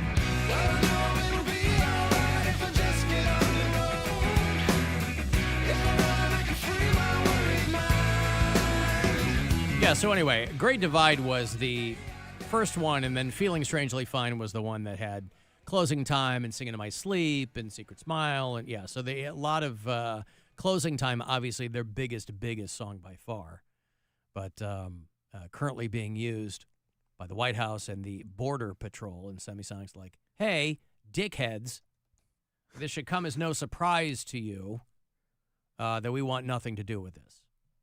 Saying that the Trump administration had, shockingly, missed the point of the song. The song is about joy and possibilities and hope. And no shock, they have missed the point entirely. But pulling the line, you don't have to go home, but you can't stay here. Is that a line that bartenders use anymore? Back in the day, you heard it a lot. You don't have to go home, but you can't stay here. I don't ever hear bartenders yelling anymore if you're there for last call. No. They just flick the lights, get the hell out. Sometimes you'll get the yell. Last call. Yo! Yeah.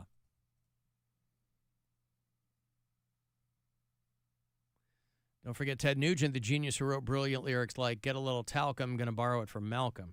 Well, listen. Listen, Ted Nugent was using a lot of talcum powder when he wasn't washing his ass because he was dodging the draft. So, Mr. Patriot Ted Nugent, and adopting teenage girls so he could bang them. So, he's a real patriot. But, listen. Alan Prince from Minneapolis, Prints. A very underrated band. I'm so glad you mentioned them finally. Yeah, yes. Prince. Did you see the guy on TikTok who bought this rundown house at auction and he found a corpse in it? No. He found an old skeleton. He probably thought that it was fake at first, but given the state of the house, it was clearly a hoarder house, and he's digging around. This guy who flips homes, got a very popular TikTok account. And he's like, I guess I got to call the police. I guess. He's been documenting the cleanup process of a house he bought at auction. I don't even know where this is, but he's like, clearly the person who bought it. I mean, you can see it's completely run down. And he's just digging through some stuff, and he finds a completely, just the remains of a person there. Let me find this for you. So this is one house I bought on Friday at auction, and we just started to clean out and found something I've never found before in a house. Look at that. This is freaking wild. It's a skeleton. Oh my God. Just under piles of crap. Wow. Yeah. But no one had been in that house? Like, this is a property. I know. I don't know. I mean, maybe it was a Gene Hackman situation. I mean, when those things go to auction, hadn't somebody, the bank or someone, walk through the house? I figure it's like Storage Wars where they just go, they stop paying their rent, auction it off. Wow. Police, fire department, the coroner's office showed up. The detective asked that we not enter the house. So he had to stop even cleaning it up. He's like, it was a crime scene, so we had to board it back up. One of the body's arms was missing, though they think that an animal took care of that. He said the coroner identified the remains as belonging to a friend of the former owner, who he suspected may have been a romantic partner. One of the buyer's new neighbors saw the video and introduced themselves to him, noting they could smell the house from down the street last year, with other neighbors forced to keep their windows closed after multiple complaints to the city were ignored. Wow. Right? Who was the Anthony Sowell? I think I'm remembering that name properly. Anthony Sowell was a serial killer here in Cleveland. This was like the big story when I first came to town, was Anthony Sowell. The Ariel Castro case, I think, would come a couple of years later. But Anthony Sowell, who I think he died in prison. They didn't put him to death. But he died in prison a few years ago. They called him the Cleveland Strangler. Very creative. But he was convicted of murdering 11 women whose bodies were discovered at his home in 2009, right? So I got here in Christmas of 2009. So this Sowell thing is going on when I first came to town. And I just remember everybody saying like, well, we didn't really think anything of it because we were really close to a sausage factory. This was in East Cleveland. We were really close to a sausage factory, and we just thought the smell was from that. I'm like, that's got to make you feel good when you're working for the sausage factory. Isn't that what they call a party with too many guys? Yeah. Yeah. So I think one of these, there's some show called I Escaped a Serial Killer, I think. And not long ago, they did an episode on Anthony Sowell. There was one girl who got away, I think. But this guy had been doing this for like 10 or 15 years. He was a Marine veteran and comes back to Cleveland and starts killing women. A neighbor said he earned a living selling scrap metal. They complained to the health department of a foul smell in the neighborhood. And then September of 2009, he invited a woman to his home to smoke crack. And that's when they started to discover bodies. Shallow grave in the basement, kind of a John Wayne Gacy type situation. So he would lure these women to his house to smoke crack with him, and he'd kill them. But he died of an unspecified terminal illness, February of 2021. And there aren't a lot of black serial killers. Historically, there aren't a lot of black serial killers. There was Wayne Williams in Atlanta. It's a very famous case. Anthony Sowell in Cleveland. Leave it to Cleveland, Ohio, again to put itself on the map in a dubious way. There it is. So if you live near a house that's making the immediate vicinity stink, maybe look into it. Sounds like they tried. And the city ignored them. Like, yeah, it's just the hoarder house. It smells. I lived next to a hoarder when I was in Rhode Island. Did you? Yeah, the guy on the corner when we first moved in. I've never seen anything like it. The people that ended up buying it did a complete gut and rebuilt it. It was beautiful. But they took pictures of everything, and like you watch those shows on TV, but knowing that's how that dude lived, like these little narrow paths, down the hallway into a bedroom. So I guess it's easily enough to lose a body in a room like that. But You're always at risk for avalanche. and his place stunk. Avalanche. You could smell it from like my house. It was just gross. Of course. Wow. And by the way, hoarding seems to be one of the last. Well, it's a form of mental illness that nobody feels guilty mocking. You know, there's a lot of things because they go, well, there's a mental illness there. Yes, okay, but there are a lot of people, and I know it takes different forms and everybody's different, but there are a lot of mentally ill people who aren't piling up grapefruits and old newspapers, right? And every time you watch one of these hoarding shows, it just makes you madder and madder and madder. Because these people are like, well, I can't part with that. And they just want to slap them.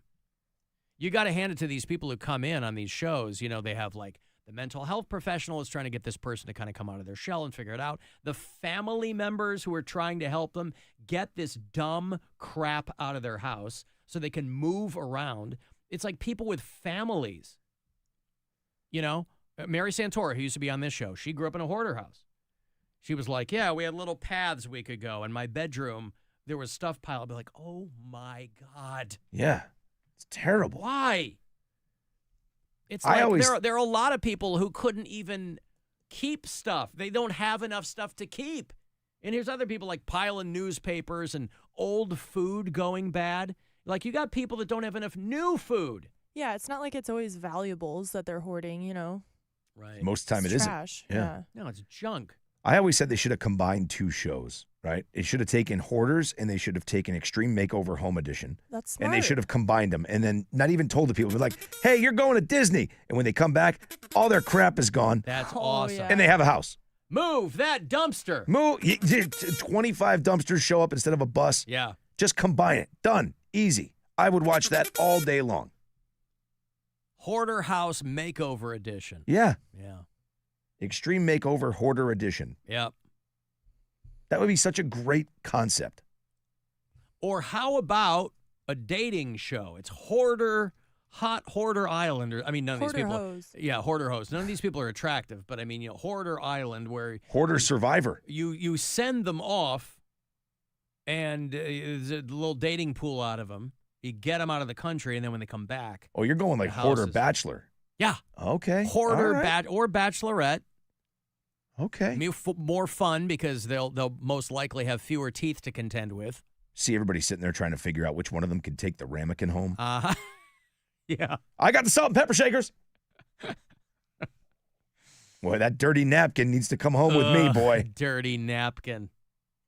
Is that like a Cleveland steamer? I think I tried the dirty napkin the other night, and it was.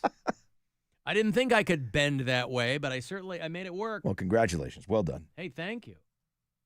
Hey, Chris. Hey, Alan. How's it going? What's up, man? Hey, hate the show. Thank you. Anyways, you giggled about her saying avalanche. So I'm a plumber. I go to this woman's house, and it's a hoarder situation.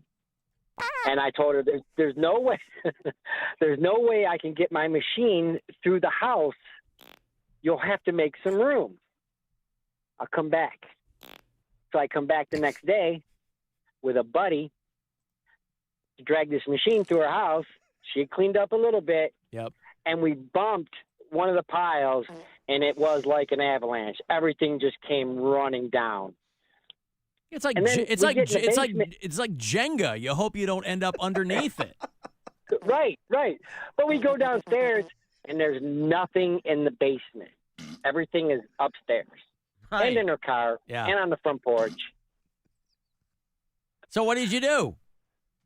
Well, we pushed it off to the side and did our thing. Holy mackerel! Order Jenga. Yeah, it was terrible, and I see it all the time. Well, she says my kids keep dropping these things off. Right. I'm like, yeah.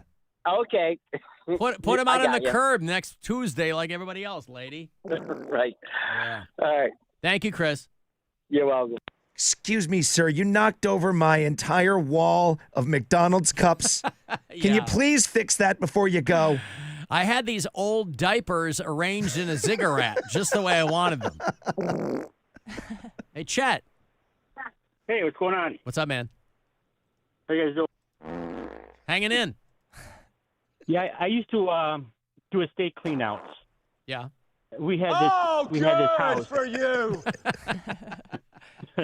Yeah. They used old refrigerators for storage. They used old wash and dryers for for storage, and they were hoarding 60 cats. Oh, God. Yeah. The smell. Cat crap all over the furniture. I mean, if it had Dead been, cats. I could see if it had been 59 cats, but 60 cats. Yeah, but 60. Yeah, I mean, come on. Let's be But yeah, reasonable. it's crazy. One cat. Yeah. Do you wear, Chet, when you go into that, do you wear like a mask, like a so you're not like you're not breathing stuff in and good Yeah, grief. because the cat species has been there for so long that it was pulverized. Yeah. Pulverized. They So covered you their have to freeze feces and it. saved the species. I remember. Pulverized. Pulverized, yes. Hasn't been cleaned Yeah. up. Yeah. So it's pretty gross. It's terrible. That's pretty gross. Two dead cats underneath the main bedroom bed. Yeah. Skeletons. Yeah, it was God. pretty brutal. All right, thank you, Chet. That is gross. There's Chet on the east side. Oh, we got to go, man. I got all caught up with last-minute horror talk. Got into the weeds there for a second. Mm-hmm. I love when you do them quietly during the calls, man. That may be one of my favorite things. And I love that one. Oh, boy. Okay, we got to go. Rob, where can people find you out in the social meds? WMMS Rob on Instagram. Katerina? Cat B Creative or the Serbian Queen. All right. Who's the Serbian king? Is that Dimitri? He's not Serbian. He's half. He's half. Okay. He's your Serbian king? I guess you could say that. Is he a short king? Yeah. Okay. I was going to say, I know you're Compared to tall, me. but yeah, of course. But all right. I'm Alan Cox Show on your socials, and this program will be available for you wherever you get your podcasts. If you listen on the iHeartRadio app, there's a talkback button there so you can leave us messages. If you're inclined, after hours line, if you want to drop voicemails, you can always do that. 216-986-8903. And the show's on our YouTube channel as well if you prefer to watch. You do it there. And Cavs basketball, West Coast run. They lost 2 in a row.